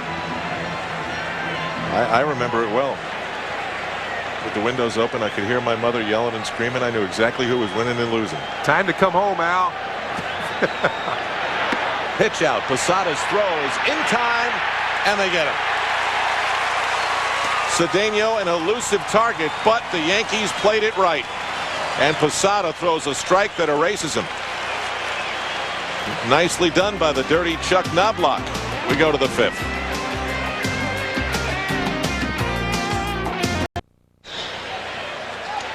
We're back at Shea Stadium, and the refreshment stands are busy. Game 1 of 3 against the Mets. Meanwhile, the Yankees will take on the Atlanta Braves the 15th, 16th, and 17th. And the 17th is Helmet Day for fans 14 and under, courtesy of Fleet Bank. Then the Montreal Expos come to the Bronx. And on July 18th, to kick off that series, all fans receive a Yogi Berra Day pin, courtesy of Chase.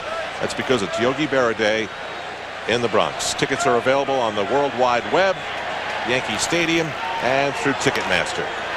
Al Leiter's first pitch to Chad Curtis is pulled down finally by Edgardo Alfonzo. Al Troutwig now joined by Jim Cott, 1 out deep into the 5th. That was almost an I got it, you take it. Yeah, that was weird. Around, first yeah. It looked like Ordonez, then it looked like Olerud. They can smile about it now. Any one of them could have caught it, and Alfonzo calls him off. You know, Jim, in comparing these two teams, and that's what these series are supposed to do, I'd love to have your take, because I've done it tonight. Go around to the 8 positions and tell me, of the 8, how many do you think the Mets win out? And you're going to base that on the years they're having this year. Oh, certainly I'm not going to go back in the career. Right now, catcher. Catcher, you got Piazza, obviously. Mets, that's one. First base. That's a push. I know Olerud is having a better year average-wise, but you know, Tino picking it up. Broken bat, ground ball by Clemens. He'll save some energy, and there are 2 outs. I guess I would probably say there in a split decision, you'd have to lean toward Olerud. Not as drastic as that catcher. Second base. Alfonso. Absolutely, that's 2. Shortstop, that's the Yankees. Cheater, and unfortunately for Ordonez, who's having a great year and is a great shortstop. Third base, Ventura. Got to go with Ventura. Left field. Left field, you got to go Mets. That's 4. Center field. The Yankees win the others. Okay. Yeah. But the big difference, if you go beyond that, the big difference in these two teams is the starting rotation. Right. That's where you start picking more Yankees. And the bullpen for the Mets is, you know, they're scoring more runs this year. Their bullpen is better, speaking of the Mets, but their starting rotation, actually at this time last year, I think Alan Watson was one of their better starting pitchers. It's Al Leiter grooving lately, that's for certain. He's held the Yankees rather to only 1 hit. And Chuck Knobloch has it. A timely single that drove in the Yankees' only run in the 3rd. It is a sweaty, sticky night in Flushing. And the terms you mentioned, and we've been talking about comparing Clemens and Seaver. I had a nice chance to talk with Tom prior to the game tonight, and you know, Roger was quite outspoken prior to the game about Seaver's influence on him. And he said Seaver had that ability early in the game. He'd be throwing the ball about 88 miles an hour, and then all of a sudden, a key spot in the 4th inning, he'd come up there a little over 90, maybe like that. But on a night like tonight, Seaver was talking about how in his latter years he learned to be more economical, not throw as many pitches, as you see Knobloch swing through the good cutter. And both these guys tonight throwing way too many pitches here in the 5th inning already. Here's Tom Terrific. And in a sense, it's MSG versus Channel 11 tonight, too. The rivalry. I didn't sense that. Well, we'll throw it in there. And again with Clemens and Seaver, Leiter, of course, from the left side of the left-handed thrower, but their mechanics, no one had better pitching mechanics than Tom Seaver. The 1-2 to end the inning. And we'll do at least one more. Jeter on deck.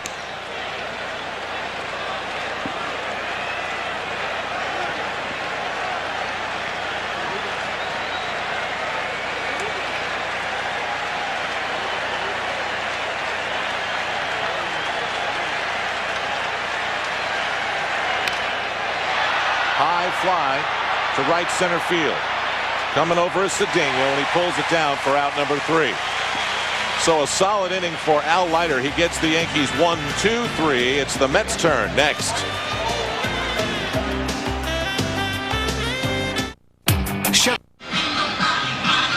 Back at Shea, 2-1 Mets as we head to the bottom of the 5th inning. You're looking at the Hall of Famer Tom Seaver, who in 1986 was a teammate of Roger Clemens. But let's check him out in his earlier years. Look at that leg kick, leg drive. Really used his legs. And I asked him what he thought about Roger Clemens when he first met him during Clemens' about 2nd or 3rd year. What impressed him? What characteristics did Clemens have? And we'll get to it right after this pitch.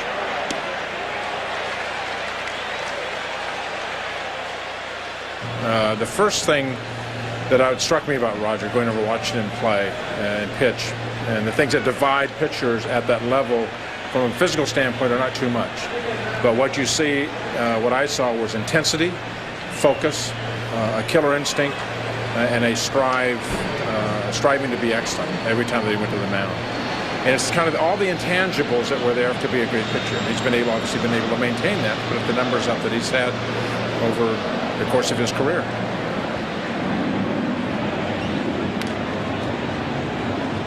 Well, it's Tom Seaver on Roger Clemens, and if you want to know the drive that Tom Seaver used to get out of his legs, by the time a game was over, Seaver's right knee would be totally dirty. That was because on, I would say, just about every pitch, Jim, he was driving to the point where his knee hit the mound.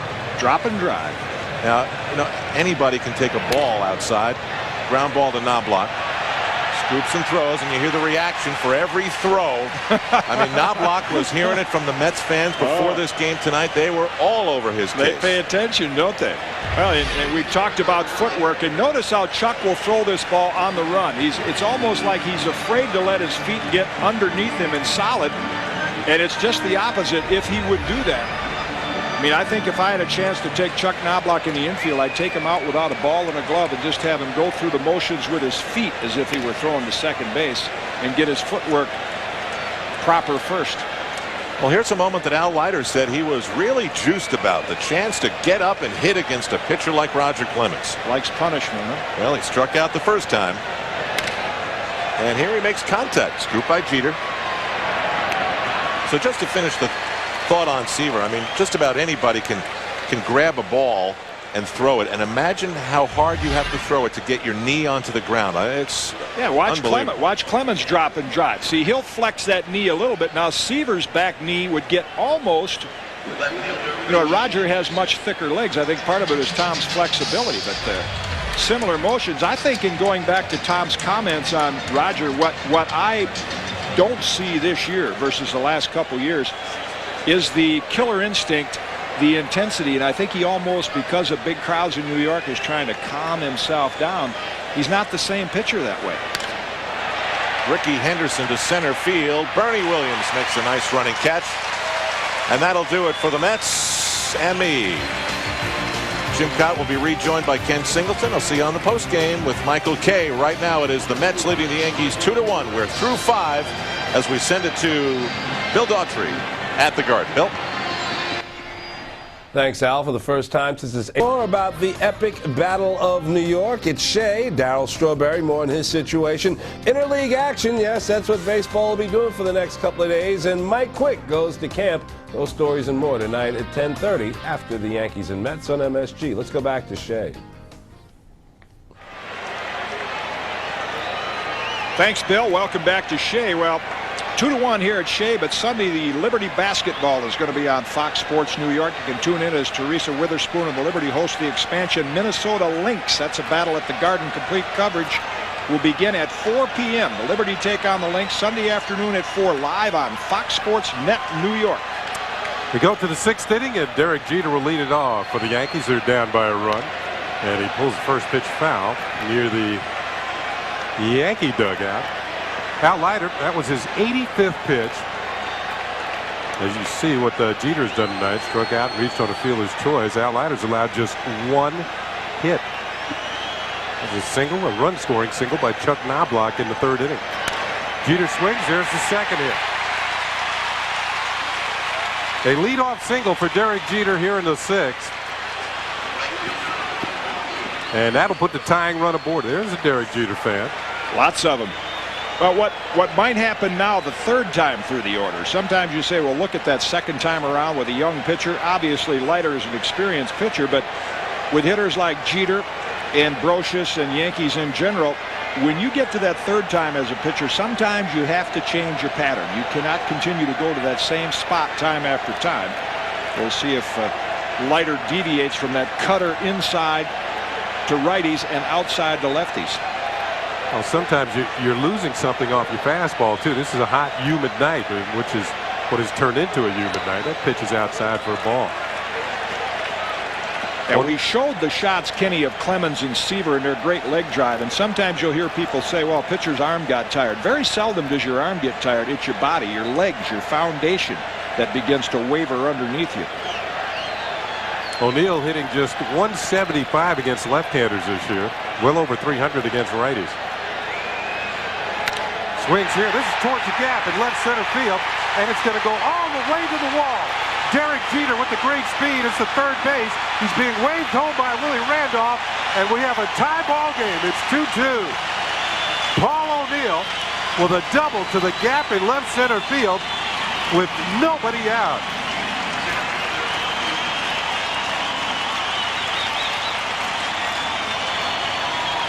So the Yankees, who only had one hit coming into this inning, have two in a row.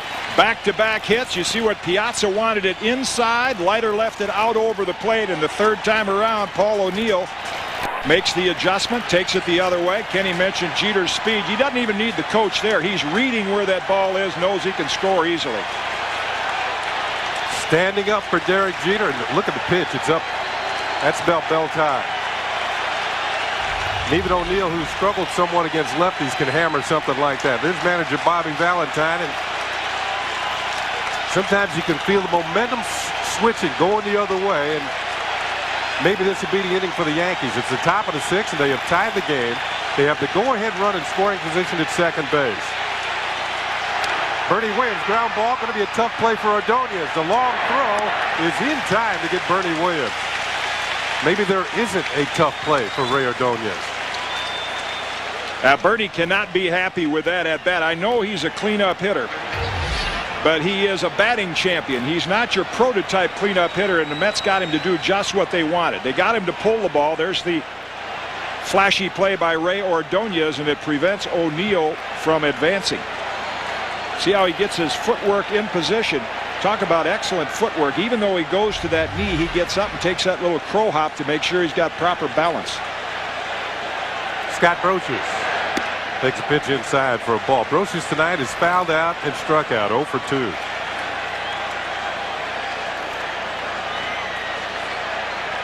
With every run that is scored tonight, the crowd has been yelling and screaming as that runner is rounded third.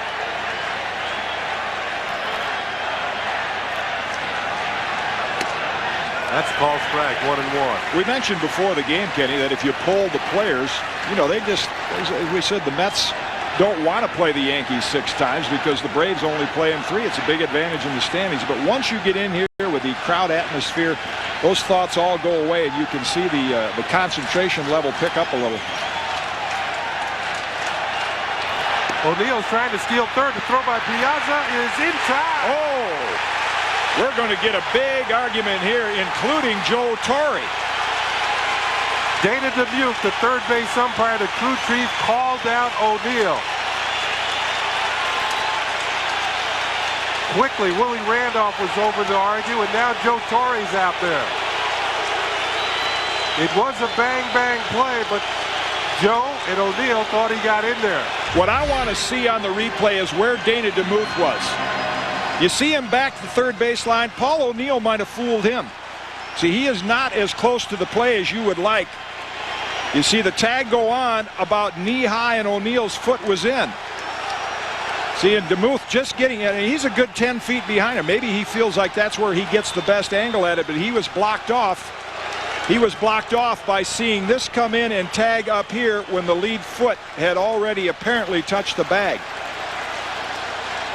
So O'Neill thrown out on a close play and called out by Dana Dubuque. And you can see the reaction of Paul O'Neill. For me, he's not in close enough position to call that. So that will go down as a caught stealing. O'Neill was trying to get the third one going out. Now there's 2 outs. And nobody on for Brocious. Pitches inside, 2-2. And Kenny, is that frustrating for a player? Paul O'Neill not known for stealing bases, but look what he does with the slide. He slides into the back corner. So he gets away from Ventura. He did everything perfectly. He said, I read the motion, I stole third, surprise play, bingo. Doesn't get the call. 2-2 pitch, hammered into left field for a base hit. So Brocious will be aboard with 2 outs. And that even inflicts a little more pain on the Yankees. And I think I have not been an umpire, but I've certainly seen a lot of them in several thousand games. But I wonder whether Paul O'Neill fooled Dana DeMuth and he didn't see him. Because if he was right on top of the play and made that call, you'd say, hey, he had a good look at it. But from 10 feet back, he never had the best look at the play. Well, Scott Brocious at first with 2 outs for Tino Martinez. The Yankee bats have come alive with 3 hits here in the 6th. One more time, we're going to take one more look. Yeah, the slide is what makes it. He slides to the back corner of the bag.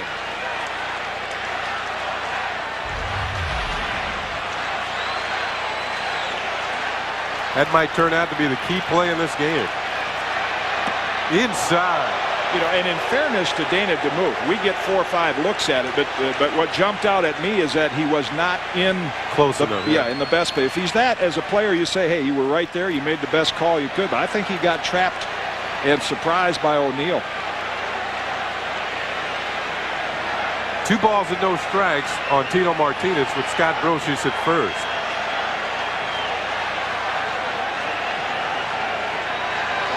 Tino swings, drives one towards left field. Coming on is Ricky Henderson. And the veteran outfielder will make the catch. And the Yankees are retired here in the 6th inning. They pick up a run on 3 hits. But O'Neill ties the ball game with a shot to the gap in left center. It's a 2-2 game. We head to the bottom of the 6th.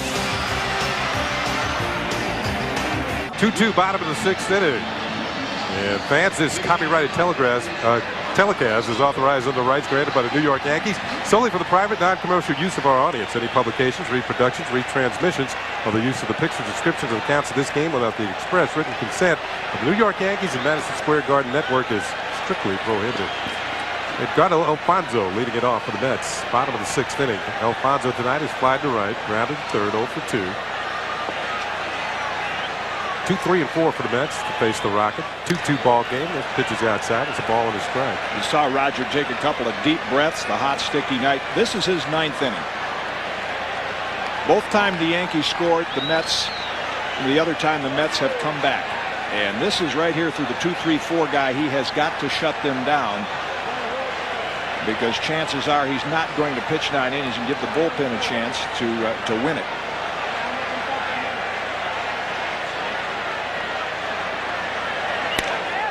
Off the end of the bat and towards right field. Knobloch going back quickly and can't get to it. It drops in for a base hit. Edgardo Alfonzo, who is in the top 10 in the National League in hits, dumps one into right field, leadoff single. In on the handle, can't do anything about that. O'Neill respecting a little bit. You see Paul coming in, immediately knew he had no shot of it, so he's playing at it. He's playing free safety just to back up. Knobloch had the best chance, gave it every effort he could, fully extended, and almost got leather on it. So Alfonzo, the leadoff man, is on here in the 6th inning for the Mets. And we'll bring up John Olerud with his 13th home run of the year in the 3rd inning. Fastball is up high for ball 1.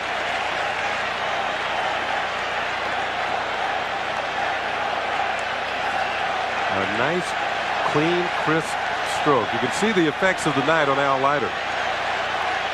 And, you know, you look at those 2 pictures, you see the cool, calm shortstop and the sweating pitcher. Right. You can tell who's the pitcher. That is low, ball 2. Let's go back to the 3rd inning, Kittis. Well, again, Clemens gets behind in the count. This is a 3-2 pitch, and right in the hitting zone. About thigh high inside, and that's one of the longer home runs you'll see Olerud hit. That was deep into the Mets bullpen. Off the lower part of the scoreboard. Once again, Olerud's ahead on the count.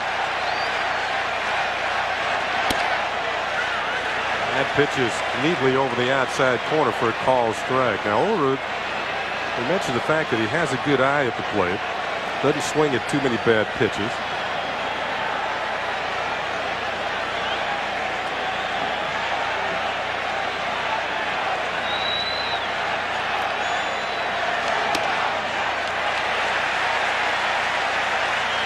That pitch is outside, 3-1, and the Mets here might be thinking about sending the runner. The Yankees do that a lot. Joe Torre, even though this is a hitting count, Joe feels like with experienced hitters, if it's not a strike, they can take it. Let's see how the Mets do it.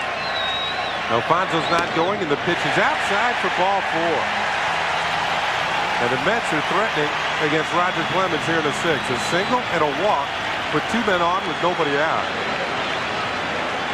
Again, Leiter having a discussion with Ordonez, maybe about way to play it. Al talking before the game in pitchers batting practice, they hit 20 home. The pitchers hit about 20 home runs. He was talking about how well the ball carries here. And here's a guy who can make it carry. Was grounded out twice to Brocious. Once started the double play that ended the 1st inning. Swinging a bouncing ball foul. Piazza leads the National League in grounding into double plays with 15. What that usually means is you hit the ball hard on the ground. And don't run too well. Yeah, not as well as you should. Let's put it that way. Behind on the count, no balls and a strike. The Rocket came into this inning with just 67 pitches. He's going to need a couple of big ones here to get out of this. Fastball up and in. Piazza checks.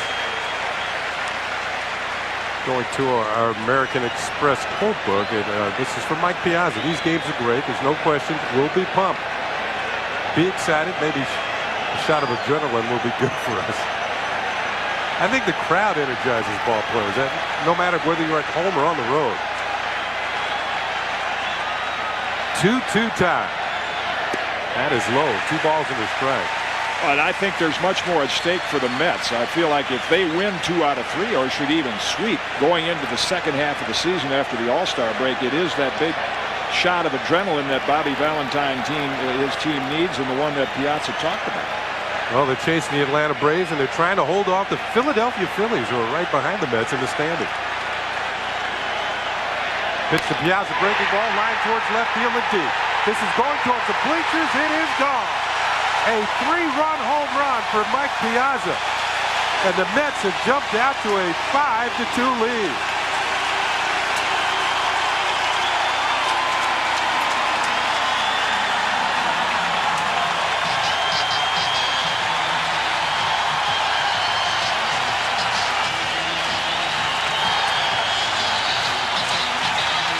Well, Piazza hit a home run off of Clemens at Yankee Stadium. He's duplicated that feat here tonight.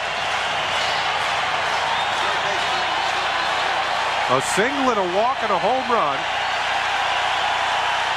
Well, you never know. He might be the MVP of the All-Star game, but he's going to come out for the curtain call.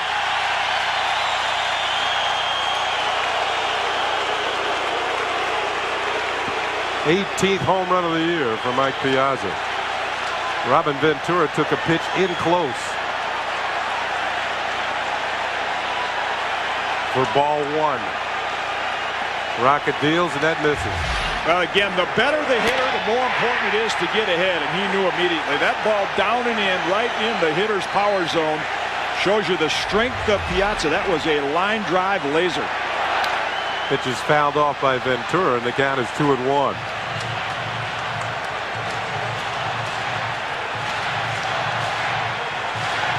Shows you that Piazza knew that ball wasn't going to stay in. It has that magic sound, doesn't it? And it does to a pitcher. It's a sickening thud to a pitcher, but you know when that ball hits the bat, it's not going to stay in the ballpark.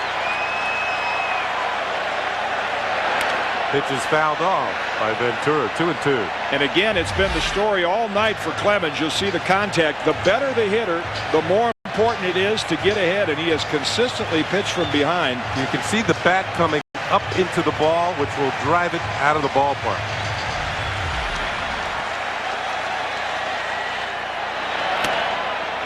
Ventura takes a pitch An appeal at third and no swing. Count is now full on Ventura. First time I saw Mike Piazza back in the early 90s in Houston, and his manager Tommy Lasorda said, "Come on in, I want to show you the strength of this kid." Mike Piazza can take one of those weights and roll it up with his forearm. That's where a lot of his strength is right in the forearms. Ventura with a shot to center field. Bernie Williams on the run, comes over and makes the catch. That ball was hit hard. One down. Yeah, you ever shake hands with Mike Piazza? Lightly. Yeah, well, you feel good when you get your hand back. Vice grip. We're seeing right now Mickey Brantley, the new hitting coach, talking with Alfonso maybe about how to attack Clemens. I think on a hot night, a lot of pitchers, the legs we talked about earlier are not as strong. And as a result, there's just not as much on the ball. There's not as much drive. Last time that the Rocket allowed 2 home runs in a game, it was against the Orioles way back in April 15th. And I believe it was Albert Bell who hit both of them. Al Leiter now with a 3-run lead.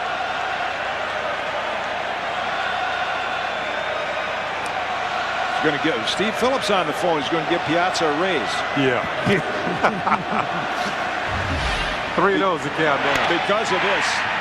Looked like maybe a splitter or a breaking ball that just dove down and in right where hitters like it. And look at Leiter. Does he appreciate it? 6 tough innings of pitching, and he's got a nice 3-run lead. McCray swinging 3-0, hits a ground ball to Jeter at short. Now the throw to first is in time, 2 outs.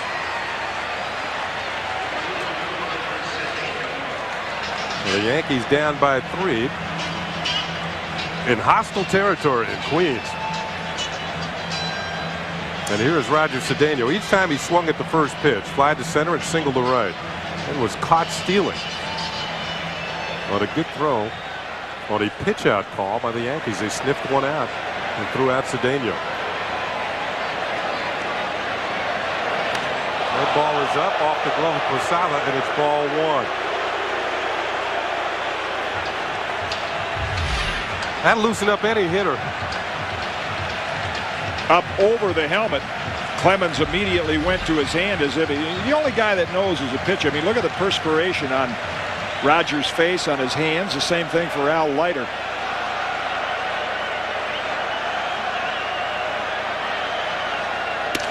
That pitch misses the inside corner, and it's 2 balls and no strikes. In these kinds of conditions, what a starting pitcher has to do is Lindsey Davenport's friend Dan Nolte begins to heat up in the bullpen is you drink more fluids the day before you pitch, not as much on the day you pitch. Pitches bounce foul as Cedeno pulls one to the far end of the Mets dugout. And why is that? Because look at the perspiration. What happens, it runs down your arm, gets on your fingertips. You'll see him, he'll go to the rosin bag, he'll finger up the ball. Look at this, his arms are glistening with perspiration. And you try to keep that to a minimum so you can keep your hand as dry as possible.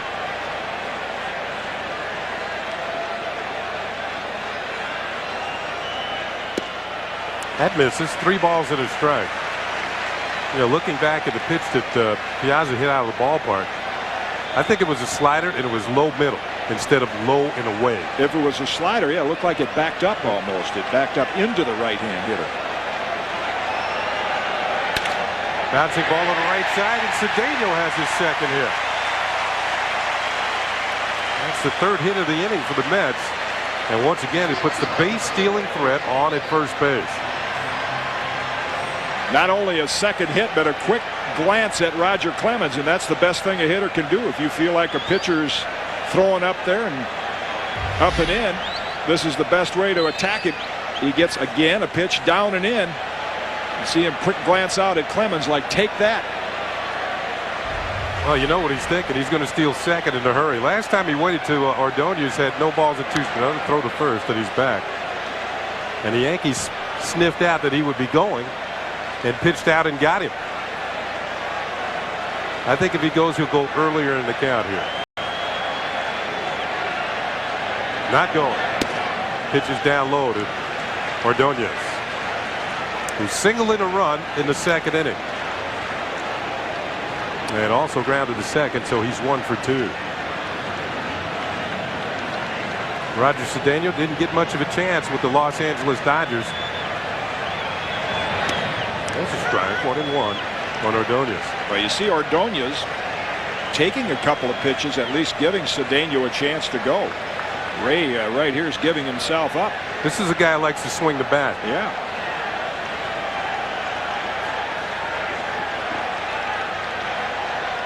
Another toss over the first. I would think by this time that Cedeno has proven that he doesn't need the sign. He can go when he wants. Even though there's another toss to first, and that's a little closer. But he gets back. And what really helps Clemens, Kenny, they did a good job the last time Posada threw him out. He just gets the arm in. Is that Clemens does have the quick feet. That's the key to a pickoff move for a right-hand pitcher, and that will keep a base runner just close enough so if Posada makes a strong throw on one of Clemens' good fastballs, you'd have a chance to throw him out.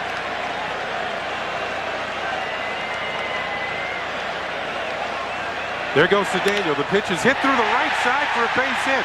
Cedeno slides head first into second, gathers himself, and heads for third. So Ray Ordonez with his second hit of the night puts runners in the corners with 2 outs.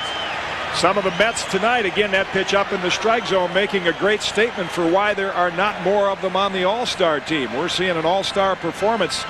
Cedeno, he never picks up the ball. Knobloch came over to the bag, but Rogers got enough speed to get up and get to third easily. Now, even with the pitcher up, even if Al Leiter makes the third out here, the Mets have got them out of the way for next inning. They'll have the top of the order coming up. First and third with 2 down. Leiter with a chance to help himself out. He is struck out and grounded to short. He's 0 for 2. That is high for a ball. Leiter, who came in hitting .074. So that bingo number has dropped down a little bit. Fouls this one back. When you get over to the National League and hit pitchers hitting, yeah, this time of year you're really looking for numbers to fill out that card. that might be it. At 72 under the O. And the last thing Leiter wants right now is a double in the gap. He'd appreciate he doesn't want to run the bases on a night like tonight. That is a ball and a strike. Well, he might say, I'll take the double. They'll bring the bullpen in to take care of me.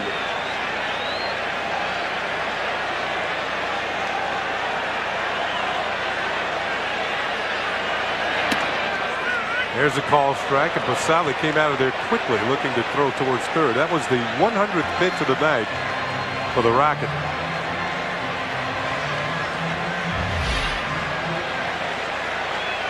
You see Cedeno with a little bluff move, and Posada thinks about taking a shot at him. The runner goes from first, and the pitch is fouled off. You know, one reason why you wouldn't want to throw to third, you got the pitcher at the plate. Well, I was just thinking with Ordonez running, Bobby Valentine's decision is if you run Ordonez and get him thrown out, you have Leiter leading off. You don't want him leading off, but chances are he might pinch hit for him if Leiter gives him one more good inning of pitching. But I think you'd rather have Leiter make the out and get Ricky Henderson leading off.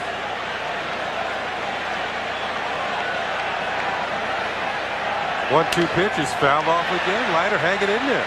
It's not bad for an old something hitter. I think what's admirable and enjoyable about watching Al Leiter, he's got his game face on, but he really enjoys playing the game. You'll see him animated in the dugout. Of course, a New Jersey native that actually watched the Phillies as a kid, but was always a Mets fan and broke in with the Yankees. Yankees' second-round draft pick.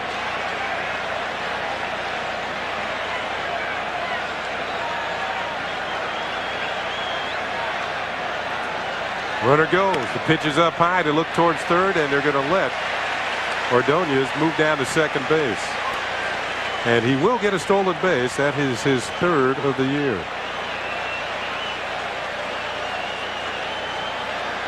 Roger Clemens had thrown 67 pitches through 5 innings. He's thrown 35 this inning. Had to work much harder. Swing and a miss, strike 3. Clemens will close out the Mets here in the 6th, but not before the Mets come up with 3 runs on 4 hits. But this is the big one. The 3-run home run by Mike Piazza. It's 5-2. The Mets lead.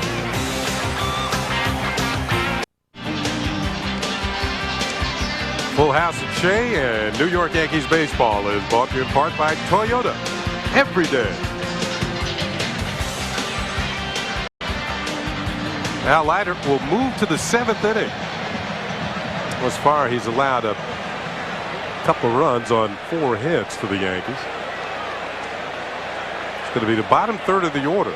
Posada, Curtis, and Clemens. And with Clemens' spot coming up, Jason Grimsley is throwing in the Yankee bullpen beyond the wall in left field.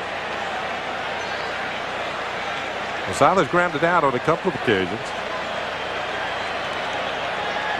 Leiter deals and misses inside, ball 1. This will be a little different challenge for the Yankees. You get some teams like Detroit, some of the low-end teams in the American League. Looks like Jeff Manto might get the call to hit for Roger Clemens. But the Mets with their bullpen. Look down, up and in. Don't know if that was with a big lead, whether that was an answer for Clemens' pitch to Cedeno. May have been the target is up and in, and it almost looked that that's where Leiter wanted it. Maybe not at the hit, but it was just kind of a message of, hey, don't throw anything close to my hitters because we'll do the same thing. This will be the century mark in pitches tonight, number 100 for Al Leiter. And this is a ball 3. Piazza wanted the appeal at first, didn't get it. And Kitty, I guess I imagine, just as you pointed out, last inning would be a big inning for Roger Clemens. This is the big one for Leiter, trying to shut down the Yankees. 3-0 pitches right in there because of the fact his team has just scored. It always is. On the bench, you're telling yourself, be aggressive. Be more aggressive this inning than I was last inning. And then when your team gets 3, you take the mound saying, this is the bottom of the 9th. I'm going to close the game down right here. That is a call, strike 2, and the count is full on Posada. 3 balls and 2 strikes. You saw Chad Curtis in the on-deck circle. Clemens scheduled to follow him. Yankees down by 3 here at the top of the 7th. Big blow was a 3-run home run by Mike Piazza in the 6th for the Mets. Pitch is hit hard towards third. Robin Ventura from the line throws him out. Now Ventura came over as a free agent. The Mets signing him, trying to plug a long-time hole at third base. We have certainly seen the Mets infield live up to their reputation. Only 10 unearned runs by this ball club all year. That's the best in the major leagues. It's another fine play by Ventura. Couple that with the Yankees, who have given up 36 unearned runs. That's down near the bottom in the American League. Here's Curtis, who's walked and popped up. Curveball, and that one missed. Ball 1. Al Leiter, as Manto waits on deck, and if he wants to take it a little deeper into the ball game right now as a starter on a hot night, you become your own relief pitcher. You change your pattern and say, okay, I threw a lot of fastballs and cutters. Now I'm going to plan B to get through this 7th and maybe 8th inning. That misses. 2 balls and no strikes. Second straight hitter, and Leiter's fallen behind.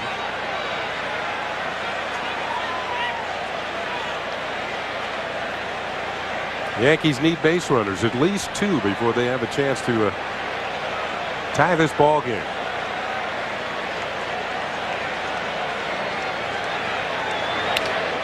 Big swing, and he pulls it foul. Looked like Leiter took something off. Even there, I see in Al Leiter's eyes, what Tom Seaver talked about Clemens, a focus and intensity, a confidence that I really have only seen in Roger a couple of times this year. And I don't think he has any physical problems.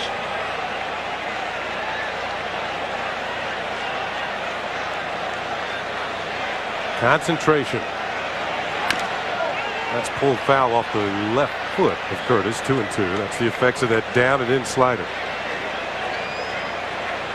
You'll see Al Leiter's eyes. You see the glove will never come in front of him. The eyes from the time he's taken the sign are focused right in on the glove. Never takes his eyes off and threw that pitch right where he wanted to. Down and in out of the strike zone, getting Chad Curtis to chase a borderline pitch. 2 balls and 2 strikes. Doesn't like that one. Doesn't like the next one.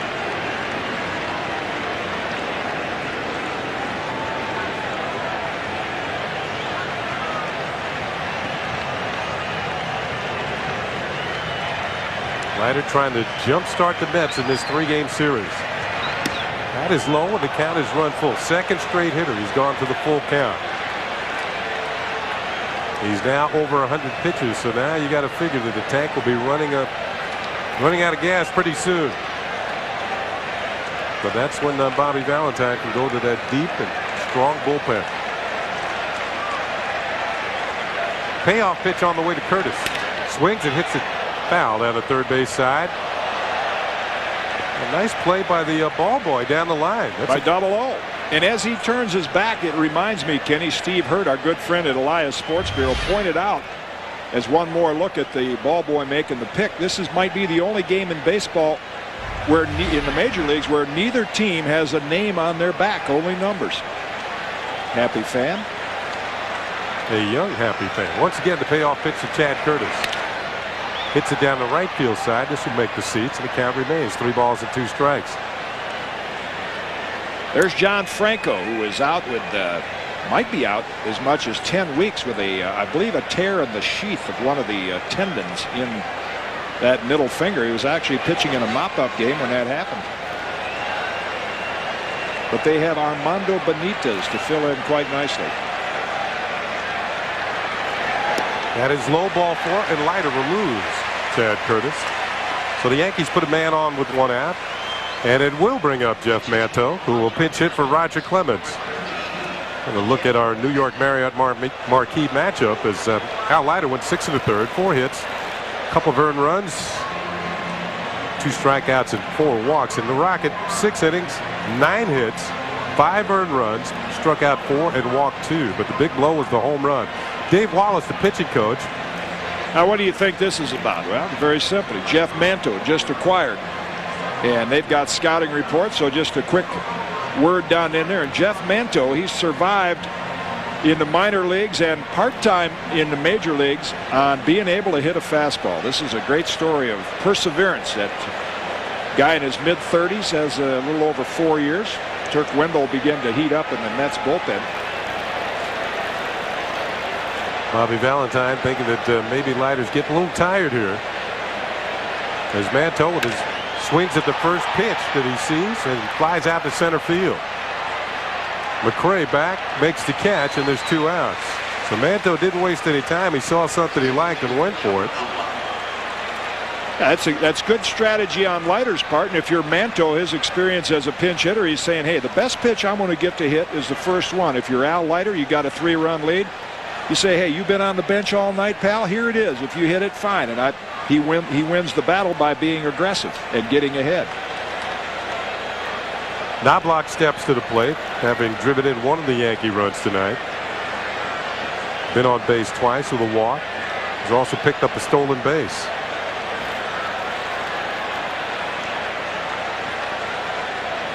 The Yankees starting to run out of outs.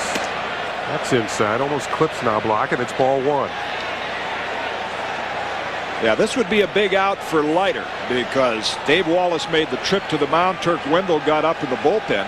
And if he loses Knobloch, Bobby Valentine knows the decision he has to make with Jeter coming up, representing the tying run against the left-hand pitcher.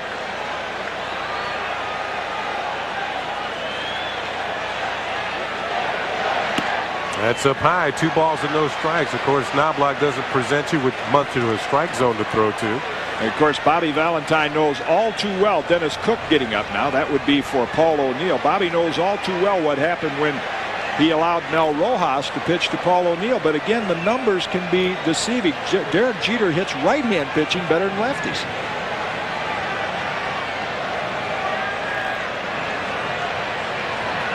Knobloch takes, and it's a call strike. 2-1. Leiter hits the inside corner. Tying run is in the on-deck circuit. If Jeter can get to the plate here in the top of the 7th. Knobloch trying to do everything he can to make that happen. Toss over to first, and Curtis just gets back.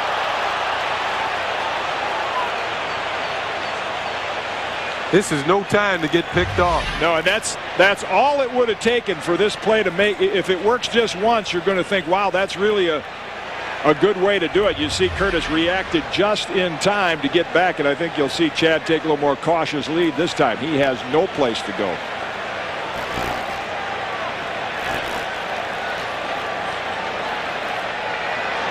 Knobloch will hit one into right field. Coming on to Sedani. Has pretty good speed. He's there and makes the catch. So Chuck Knobloch flies out to right. Al Leiter gone through 7 innings and held the Yankees to 2 runs on 4 hits. Jason Grimsley is headed to the mound.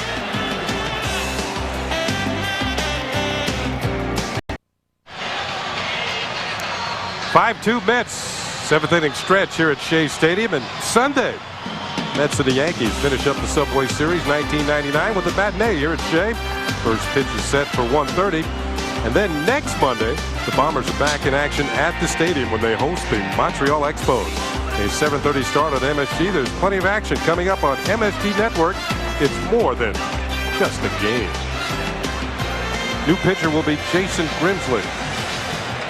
Bringing the sinker ball across the Triborough Bridge into Shea Stadium. Ought to get it to sink in this heavy air. But you see the walk total sneaking up a little bit. Jason has had a couple of rough outings recently, leaving that sinker up in the strike zone.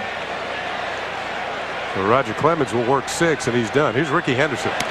And the first pitch to Ricky is in there for a call strike. Henderson been on base once. He singled in the first inning. Since then, he struck out and flied to center field.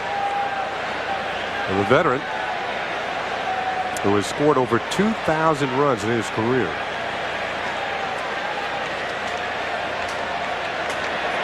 Takes a pitch inside. 1 ball and 1 strike. You know, Ricky says he wants the all-time record for scoring runs.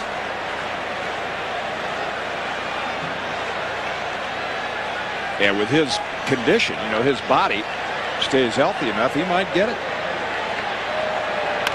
Bouncing ball foul down the third base side. The count is a ball and 2 strikes. You have to be impressed with this Met ball club if they get pitching like they did tonight. That's the big difference in the two. And tonight, the Yankees did not get good pitching from Roger Clemens, as you see on the Toyota box score. Yeah, a couple of home runs, one by Olerud, a solo shot for the big one, the 3-run home run by Mike Piazza. That came last inning in the 6th. Henderson checks his swing. The appeal at first, they say no swing. That is Jeff Kellogg, the first base umpire. And the count on Henderson is 2 balls and 2 strikes. I remember Ricky Henderson when he broke in with Oakland, as we look at this last pitch, and he appears to check his swing. That's why you won't see Jason Grimsley throw that breaking ball too often. He'll throw on once in a while, but he'll primarily come back to that good heavy sinker. Henderson bounces that sinker to short for Jeter. A couple of steps to his right. The throw to first is in time, but Henderson's a leadoff out. As mentioned, I remember Ricky Henderson. He was such a pain in the neck leadoff guy that Ray Miller, who was the pitching coach of the Orioles at the time, said, you know, he gets on base and jockeys all around, gets everything all stirred up. He said, I'd really like to drill him one day, but then he'd be at first base right where he wants to be. Well, it's that arrogance. That's what makes him a great player. It's that arrogance that he intimidates and sometimes irritates the other team, and he uses it to his advantage. Edgardo Alfonso, who got it started for the Mets in the 6th with a jam shot single in the right field, and that was the hit that set the Mets rally off in the 6th inning. He scored a run. He was on when Piazza holdered. I think one of the big things, you talked about how successful the Mets infield has been this year. Another bouncing ball, and this one's fouled on the third base side. And I think the ability of Alfonso to adjust from third base to second base so smoothly, where it looks like he's been there for years, to make room for Ventura at third base. His older brother taught him well. I mentioned a story early in the game of Edgardo's dad was not all in favor of them playing baseball, but his older brother picked it up and didn't end up becoming the player that Edgardo is, but he sort of taught him the game and played a lot with him as a kid.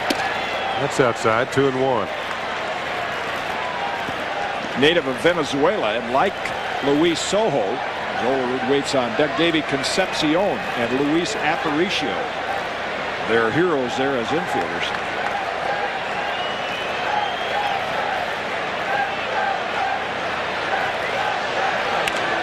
As a high sinker that's fouled back. Baseball becoming more and more of an international game. There's Luis Sojo from Venezuela. And Ricky Leday from Puerto Rico. Ricky Leday coming off a nice night last night in Tiger Stadium, giving Bernie Williams a night off. 2 balls and 2 strikes. There's Bernie. Breaking ball fouled at the plate. Got a piece of Jorge Posada. Count remains 2-2 on Alfonso. There's El Duque. Well, what a job he turned in last night. 8 innings, picking up his 10th win. That last swing by Alfonso, we talk about this often with the Yankee hitters. They're not afraid to hit with 2 strikes. That's Alfonso. He's not going to chase a lot of pitches. He feels very comfortable hitting with 2 strikes.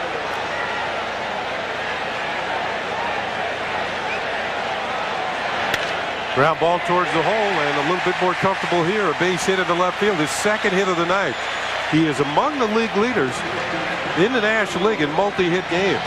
So after starting off 0 for 2, Alfonso is now 2 for 4. Yeah, after the little jam shot to right, this is right down there where you'd like to have it. Breaking into you, no chance for Brocious.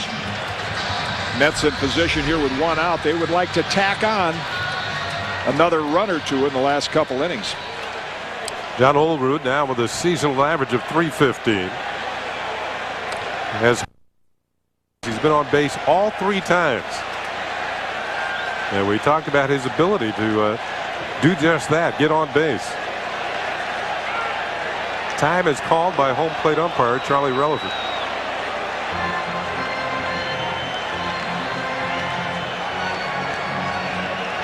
Grimsley with the choker tonight on a very hot and humid night. They got air conditioning in that bullpen. I don't know if there's air conditioning any place here. Certainly not outside of the offices.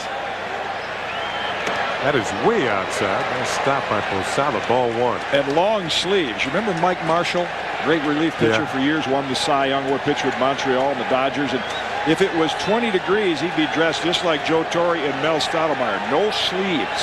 And I got a chance to ask him one time, because he was a bright guy, college physiology major, knew kinesiology. Yeah. He knew all the well, you saw him in Montreal. He knew everything about he was a right-hander in a left-hander's body or something like that. He thought a little like a lefty. But I asked him, I said, why don't you wear a sweatshirt? And he went on for 15 minutes telling me how it drains oxygen out of your system, because a sweatshirt will help cool your body down.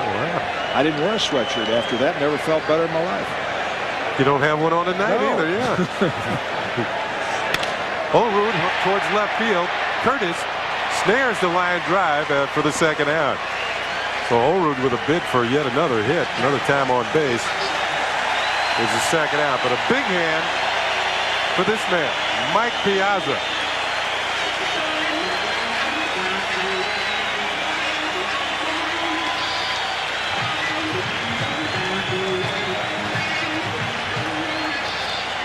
Well, this is the man that the Mets made the decision. If we're going to go anywhere, we got to keep him. And as Kitty mentioned, he got the big contract, and he came through big time with a 3-run home run in the 6th.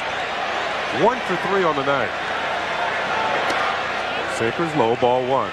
Let's go back to last inning. Yeah, this is why he got that standing ovation. Clemens behind in the count, down and in, and Piazza with that great extension knew immediately it was gone. He's got a quick bat.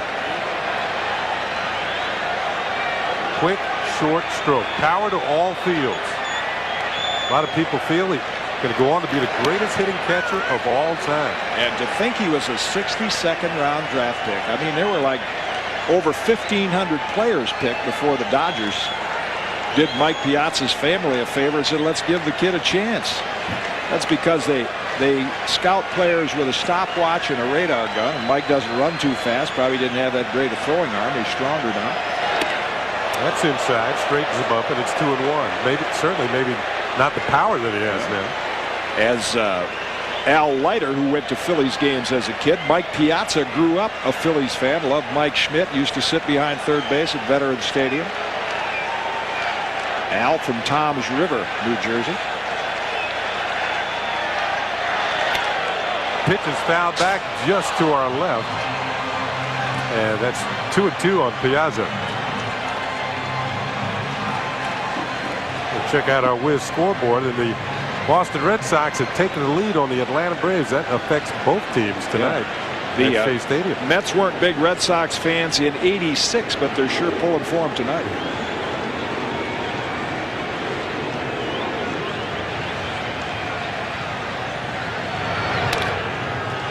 Roll towards right field. Knobloch comes up when it throws the first. Not in time. Piazza beats it out. Knobloch couldn't get enough on the throw, but an excellent stop by Chuck in right field. Piazza comes up a little gimpy hitting the bag there. Because of the jam shot, he didn't get out of the bag. Mike out of the box. Mike doesn't run particularly well anyway, and Knobloch makes a great play. You see here, Chuck has no throwing problems when he can release it quickly. Played that as well as he could. Nothing he could do playing Piazza over to pull, and he just beats it out. 2 on and 2 out for Robin Ventura, the Met third baseman. He's looking for his first hit of the night. He's 0 for 3. Ventura's come up with some big hits for the Mets this year. 64 runs batted in, leads the ball club.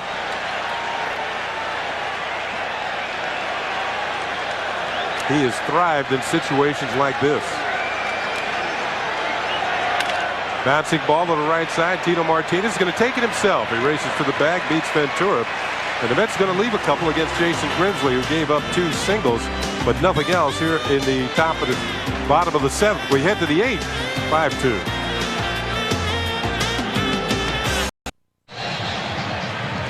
Al Leiter will move into the 8th inning. Kind of new territory for him. He has not been there much. 7 2/3 earlier. Remember our Continental Airlines fan poll. Should the Yankees and Mets play 6 times in a season? That's opposed to should they play 3 or 6. We invite you to join in our voting in our poll. You can do so by clicking on the New York Sports Poll on www.msgnetwork.com and vote on the question of the week. We always discuss it on the postgame show with Michael Kay and Al Trautwig. Let you know the results. Give you a chance to participate as Al Leiter, who has not pitched a complete game this year, has gone 7 2/3 once. Strike 1 to Jeter, and I think the reason he's in there right now, Dennis Cook pitched in yesterday's ball game, Franco on the DL, and Paul O'Neill waiting on deck, and then Bernie Williams the switch hitter. So if Leiter can get Bobby Valentine a couple of outs here in the 8th inning. Pulled foul, 0-2. Kenny, this is the advantage of pitching for a team with a good bullpen. Because every out, you just taking an out at a time. It's not that you don't want to pitch a complete game. There's the old grizzled veteran, Dennis Cook, getting ready just in case. But you know right now with a good bullpen, you don't have to get foolish. You can just pitch every hitter like it's the last out of the game. Upstairs on purpose, 1 2 to Jeter. In fact, the last Mets started to throw a complete game was Al Leiter. Pitched a 5-hitter against the Braves September 4th of last season. Well, that shows you that Bobby Valentine not afraid to go to the bullpen.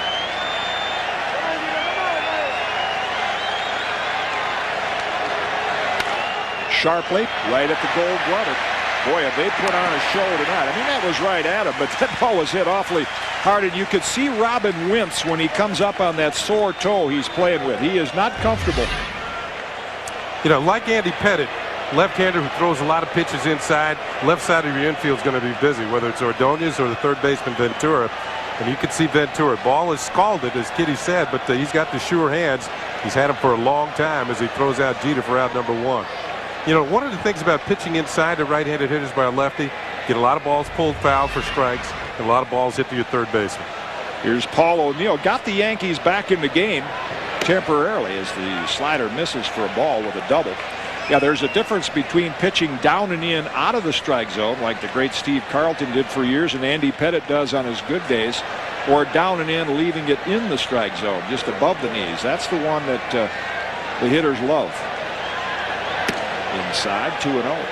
Well, that down and in that Ron Guidry used to toss up. Man, that was nasty stuff. The ball that Piazza hit out of the ballpark tonight was down in that zone. Armando Benitez and Dennis Cook. Bet you the Orioles wish they had Mr. Benitez now. What a luxury to have a pitcher like John Franco, has been the closer here for years, go down with an injury. Good pitch there by Leiter. You don't have to go out and do what the Arizona Diamondbacks did tonight. They went out and got Mike Manti, the hard-throwing youngster from Florida. The pitch previous had moved O'Neill off the plate. That's why he couldn't hit that one. There's a Benitez fan. Off-speed pitch. Leiter's doing a great job of pitching. I admire this late in the game when you've got a good bullpen, but he's pitching there. He's changing speeds. Took something off of this breaking ball. O'Neill fouls it off out in front. It's like Bobby Valentine does too. A smile on his face with a 3-run lead, 1 out in the 8th, and a good bullpen behind Leiter. And no Mel Rojas in sight.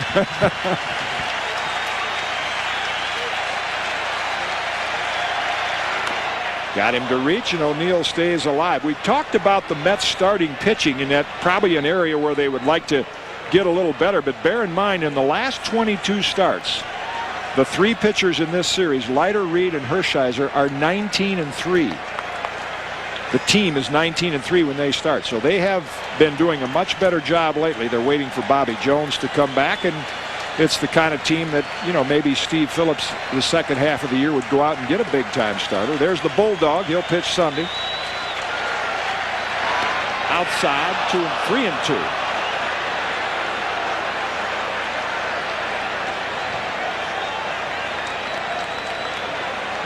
Yoshi pitched in yesterday's ball game and the Expos came in here and beat the Mets 2 out of 3. The Yankees will see them at the stadium right after the All-Star break. The Braves come in for a rare Thursday, Friday, Saturday series. Ventura's there and snares the liner 2-away. And then the Expos Sunday, Monday, and Tuesday at the stadium.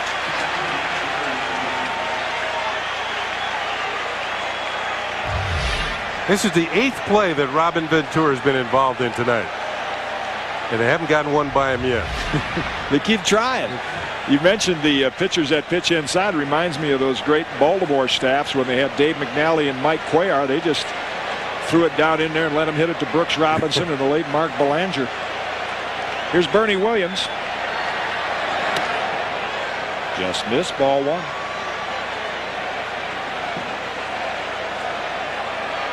Leiter, who turned his season around back on June 6th in a Sunday night game against the Yankees at Yankee Stadium and beating Roger Clemens. Off-speed pitch on the corner, 1-1. In that one, he went 7 innings, allowed but 1 earned run. In the month of June, 5-1, earned run average under 3. The National League Pitcher of the Month, and pitching with worlds of confidence.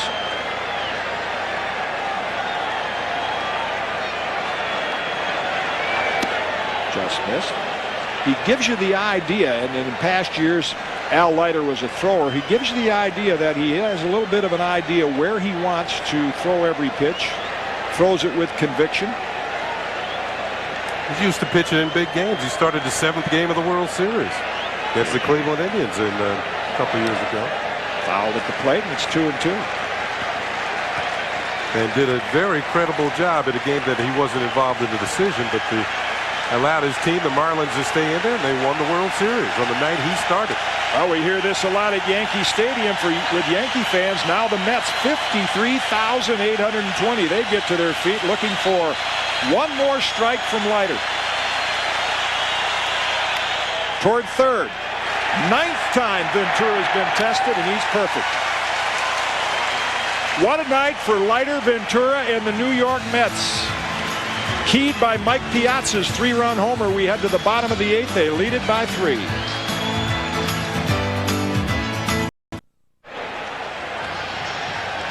The lights behind Shea Stadium. It's been a highlight night for the Mets tonight. We want to remind you that you can welcome the Yankees back to the Bronx. They'll take on the Atlanta Braves. That's July 15th through the 17th. The 17th Helmet Bank Day. Fans 14 and under will get a helmet courtesy of Fleet Bank. And then you can see the Yankees and the Expos wrap up interleague play the 18th to the 20th. Historic salute to Yankee great Yogi Berra on July 18th. As McRae pulls the first pitch foul. All fans that day receive a commemorative Yogi Berra Day pin courtesy of Chase Manhattan Bank.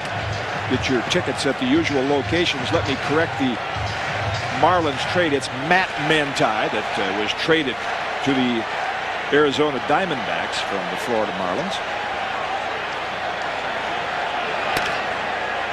Another ground ball induced by Grimsley. And Knobloch's shovel toss. Well, Kenny, if you got a third baseman that plays like this and you're Al Leiter, say, man, what would you like tonight? You want to go downtown, have a nice dinner? It's on me. Pick your favorite restaurant. Leiter's night is over with. You stay close to those third basemen when you're a left-hand pitcher like Ron Guidry did to Greg Nettles. 9 opportunities that Ventura handled flawlessly, and it looks like Armando Benitez, the hard thrower that the Yankees are very familiar with, will pitch the ninth. Strike one to Cedeno. Rogers had a nice night. A couple of hits, was thrown out by Posada earlier in the ballgame.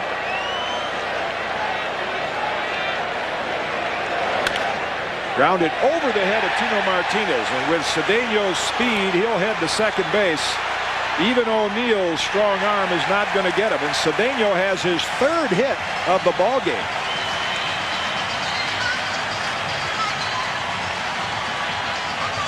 He was thinking double as soon as that ball got over Tino's head. He was going to put the pressure on O'Neill, who made a strong throw from right field. But Cedeno running hard all the way, gets there ahead of the throw. For Cedeno, his 12th double of the year, and he was flying around the bag at first. That's the influence of speed in the game. Tino Martinez, respecting Cedeno's speed, was playing in level with the bag. He's playing a normal position. That's an easy two-hop out. Here's Ordonez, who also has a pair of hits.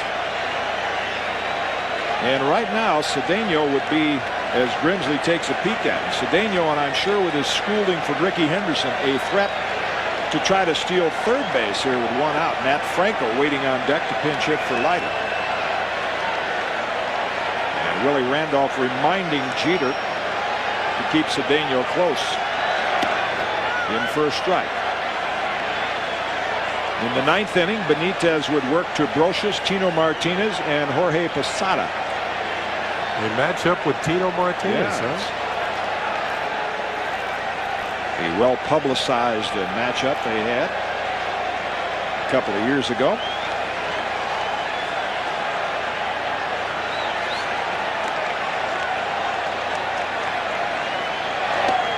Outside, 1-1 to Ordonez. The Mets have played tonight very much like the Yankees did in '96 and '98. They got great starting pitching. They're just solid in the field. Timely hitting. They have the one player, Bobby Valentine does, that the Yankees I don't think have in their lineup. The Yankees have depth and balance with O'Neill and Jeter, Knobloch, Bernie Williams right on down the line. That's low, but the Mets have a guy who can carry a ball club when he's hot, and that's Mike Piazza. It's like Kirby Puckett used to say during his Twins days. Jump on my back, boys. I'm driving the bus, and Piazza can drive the bus. Not an outstanding catcher, not a Gold Glove catcher, but as you mentioned, he may go down in history as the best hitting catcher. And he's a run producer. Yeah, I mean, he got each base, put that left turn signal on tonight. Way outside and away from Posada. Cedeno will advance easily. Wild pitch. That expression says a lot about what Joe Torre feels about tonight's game. And with this wild pitch, the Yankees are forced to bring the infield in off the back of the glove of Posada. And Grimsley, when you got that hard sinker, every once in a while it's going to hit the dirt.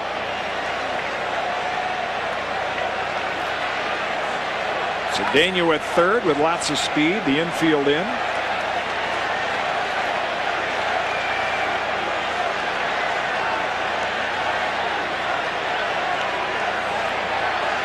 Squeeze, but bunted fouls. Ordonez does that. I didn't think they'd do it with a 3-1 count, but I guess Bobby Valentine is saying even with Matt Franco on deck, thought he might let Ordonez swing the bat there. They tried the squeeze. Ordonez has a couple of hits tonight, and he's driven in a run. So that's another reason why not to think the squeeze, but here it is, and it's fouled off. He does get a piece of it. Now the count full.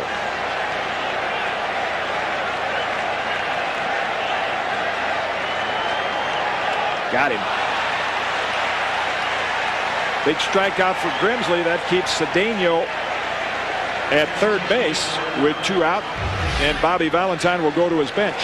Free swinger at the plate, and he finally goes to a breaking ball. Was nowhere near being a strike, but Ordonez, you know, some of those hitters, when they're free swingers, they get to a 3-2 count. They figure anything close, I'm going to hack at, and that wasn't even close. Bible hitters, thou shalt not pass. Pitchers love them. Matt Franco has been a solid pinch hitter, filled in for Robin Ventura at third as Cedeno takes his lead. This is a nice story of again of perseverance, a guy that'll do anything you can to get to the big leagues and stay there. That's low for a ball. When Matt was with the White Sox, he was a great hitting prospect. Didn't think they'd find a position for him to play. And one day Jim Riggleman, he had a lot of injuries to Ray Sanchez and Todd Zeile. He said to him, "Can you play second base?" Franco had never played second base in his life. He said, "Oh yeah, I can play there a lot." He said, "I was scared to death." The next day he played second base, did a good job. It's the way you keep yourself in the big leagues. Fouled at the plate. Of course, in the National League, get many more opportunities to pinch hit. And Matt Franco is 10 for 35 this year, including a pinch hit homer and 7 runs batted in. He is the Mets' #1 man off the bench and one of the best in the league.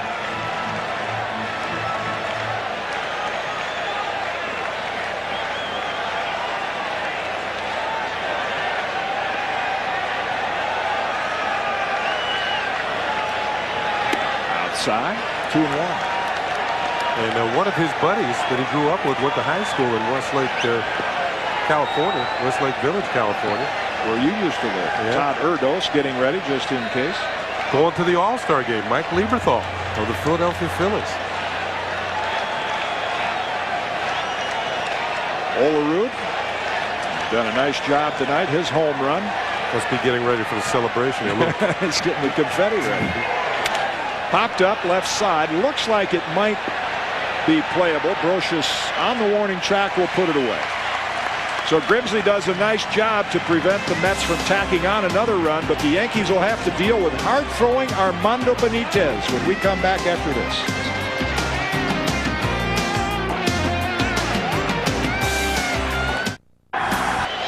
As you see, it's been all Mets. 5-2. They pounded out 12 hits, knocking Roger Clemens out, and it's in the hands of Armando Benitez.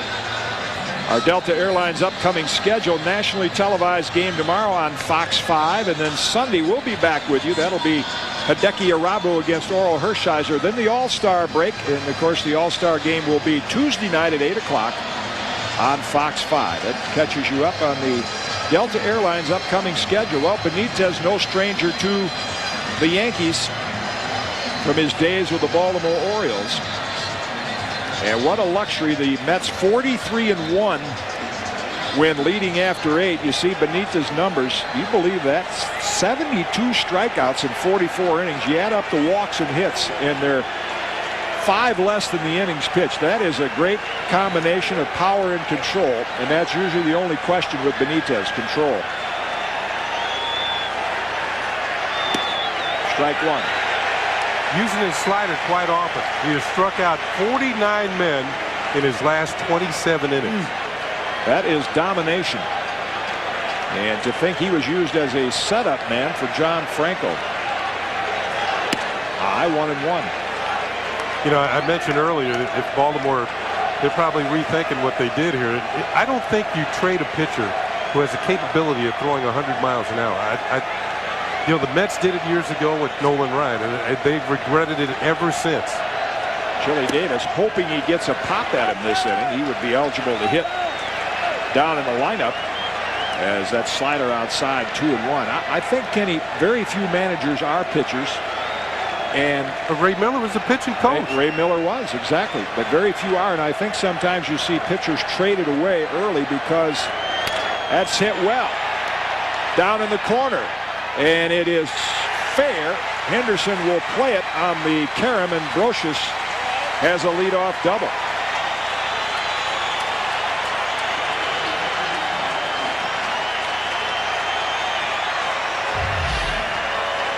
Well, let's look at Brocious. Good fastball hitter, especially one up in that zone. I mentioned the other night in Detroit, he hit one home run, just missed another. So that pitch in a similar area, high fastball, and he's on it lately. That gets the Yankee fans buzzing as Tino Martinez steps in. Of course, this has been quite a confrontation. Back to the patience theory with managers. Ray Miller has not shown the same patience as a manager that he did as a pitching coach. He's openly criticized some of his pitchers, and you never do that as a pitching coach. And sometimes I think we see it with Lou Piniella in Seattle. You lose patience with young pitchers that can't throw strikes.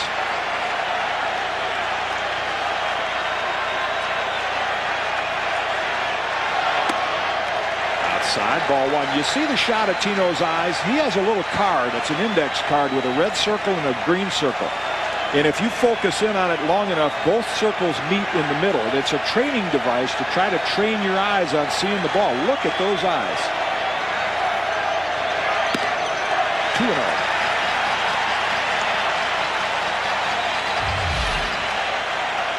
Wide open. Yeah, he's following it right into the catcher's glove. Big pitch here for Benitez and the Mets, because another base runner, they know they'll have to deal with Chili Davis coming off the bench. Posada would be next. Well, the Yankees trying to get the tying run at least to the plate. An opportunity to at least tie the game.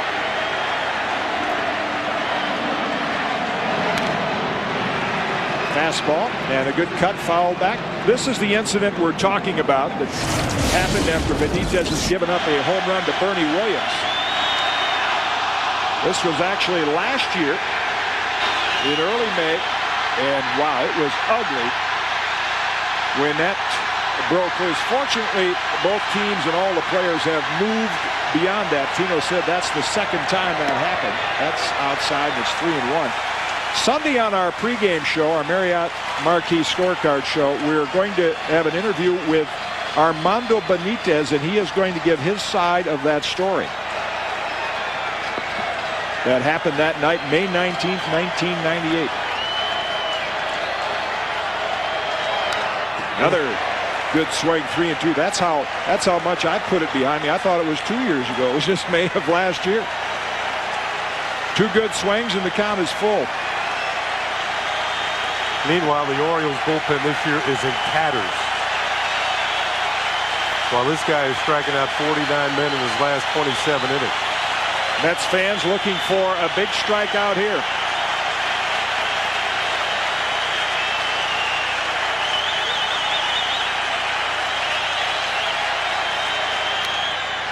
Fouled out of play. Well, the advantage, if there is any, that Tino has with a full count, he is rare for a left-hand hitter. He is a better high ball hitter. And Benitez, for the most part, throws you that high gas, about letter high. Tino's had some really good swings at it. Well, he should be zeroed in after all of these pitches on how hard Benitez is throwing.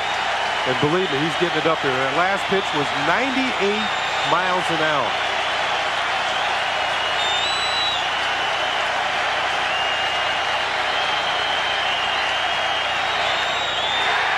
A breaking ball, and Tino Martinez stayed alive. Wow.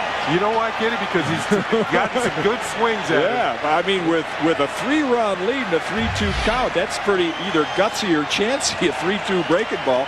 It was a strike, an 87-mile-an-hour slider. Sim making sure he noticed it was a foul ball. And the fans will stay on their feet.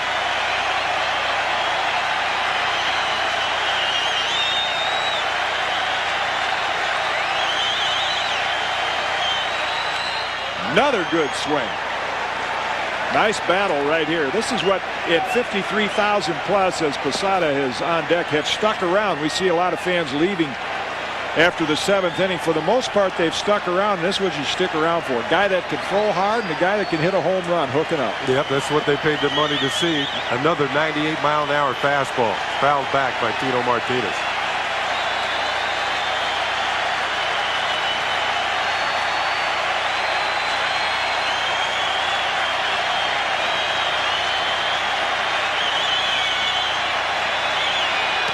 Got it. It looked like Benitez came back with the slider. Great pitch. Good at bat by Tino Martinez. You tip your hat to Armando Benitez. And I said this is the pitch that's made him more effective, the ability to get his slider over. And after Tino fouled back so many fastballs, 98 miles an hour, he goes to another pitch.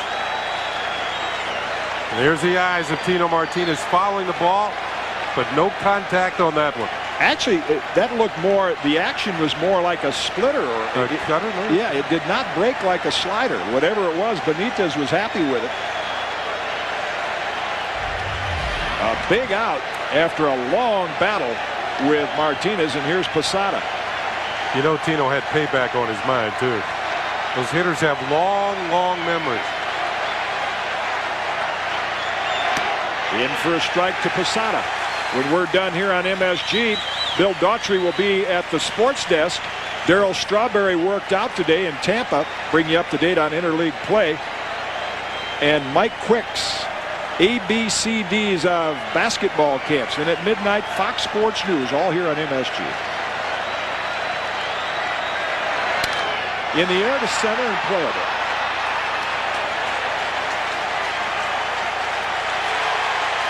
McRae puts it away, and the Yankees are down to their last out.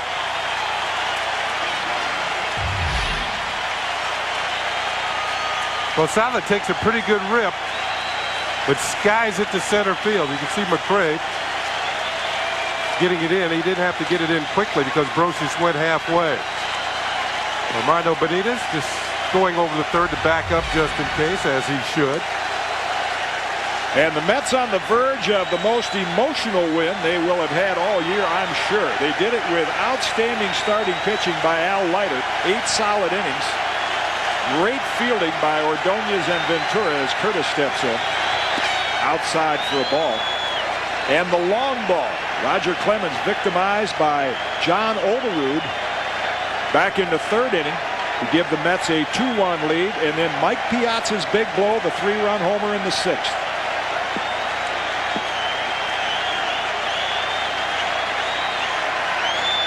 High 2-0.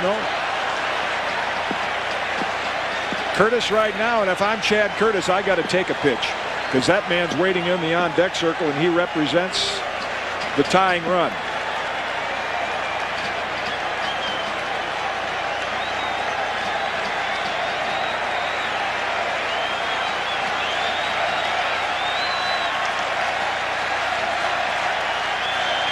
And he did, and it's in for a strike, 2-1.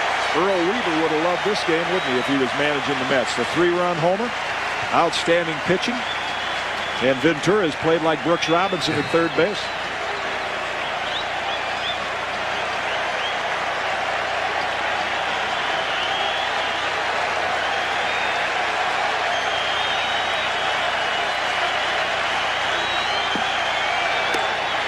Outside, 3-1, and if I'm... Go ahead. So Piazza trying to pull that ball back into the corner. And if I'm Chad Curtis, I don't know if he'll get the sign from Willie Randolph, but your best chance against Benitez is a base on balls. I got to take another one and see if you can get Chili Davis to the plate. We'll see what Chad does. He did, and it's ball 4. So the Yankees at least get what they hoped they would this inning. They will get the tying run to the plate. And it'll be Chili Davis. And the Mets fans are getting everything they want. All fans, Yankees and Mets, getting everything they want in tonight's ball game, coming right down to the last out. And they're sticking around to see it. Dave Wallace, the pitching coach, with a trip to the mound, and I'm sure all the reports that this is a pretty good matchup for the Mets because Chili Davis is an outstanding hitter. We know that. He's been on the bench all night long. He is a better off-speed hitter from the left side of the plate. And I'm sure that might be the message right now to Benitez. Give me some good old country hardball. Chili pinch hitting this year during interleague play 1 for 5. I'll tell you what, though, Kitty, you turn back the clock maybe 10 years. Chili could dial it up. Oh, yeah. But even in his younger days, he was always known as a fastball hitter right-handed and a slider speed hitter left-handed. And it is not easy when you're used to DHing coming off the bench in a pinch hitting situation. I'm sure he'll try to dial it up right here. Here we go. Outside, ball 1.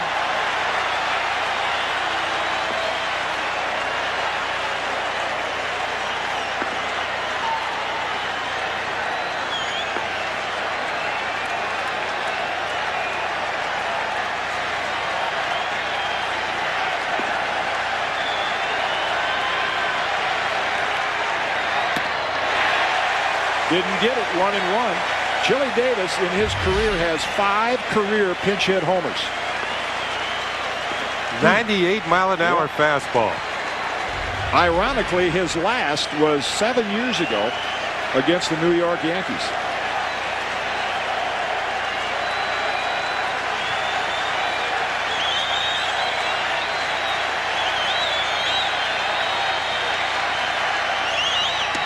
Inside corner, moved back across, and the Yankees again are down to their last strike.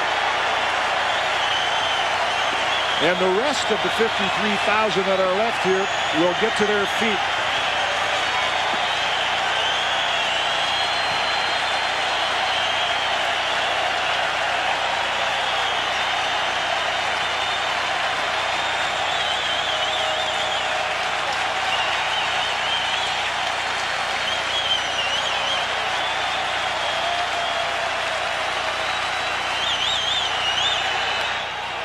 Fouled straight back, stays alive. The Mets in all their years have had some hard-throwing pitchers. You mentioned Tom Seaver.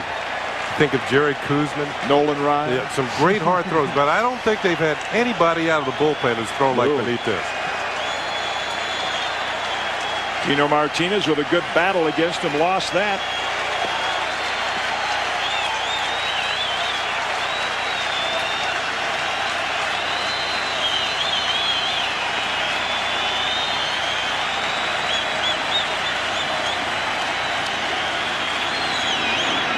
Gets by Piazza, went to the off-speed pitch, and the runners move up, and boy, is that doing Chili Davis a favor. I mean, granted, if you throw a good one, you can strike him out, but a guy who has trouble catching up with your fastball, this only speeds his bat up.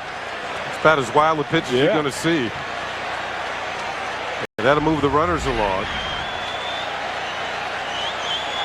2-2 with 2 out. And, of course, Brocious and Curtis's runs don't mean anything. John Franco's enjoying this. He's been in the middle of the diamond in these situations without a 98-mile-an-hour fastball.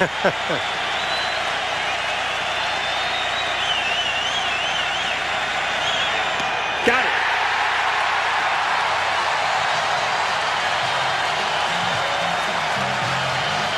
Armando Benitez strikes out Chili Davis to save it for Al Leiter and the Mets.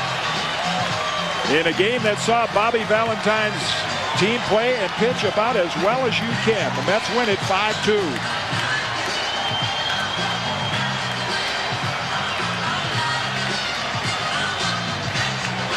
Well, you mentioned, Kitty, the fact, the luxury of being able to drop back to a guy who was closed in the past and is looking for the opportunity into the future. The Mets do not know how long John Franco will be out. Estimated from 3 to 10 weeks. It's nice to be able to drop back to somebody like Armando Benitez. That was the big blow. Mike Piazza, his 3-run homer off Roger Clemens back in the 6th inning after the Yankees had tied it at 2. Another look at the last pitch.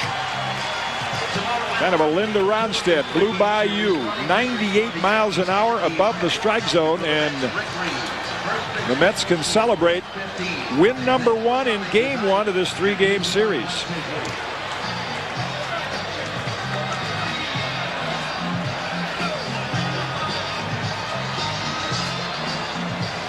So the emotion of this crowd and the Mets players tell you that even though players will say they don't like too many interleague games, there certainly was a lot of electricity here in this stadium tonight.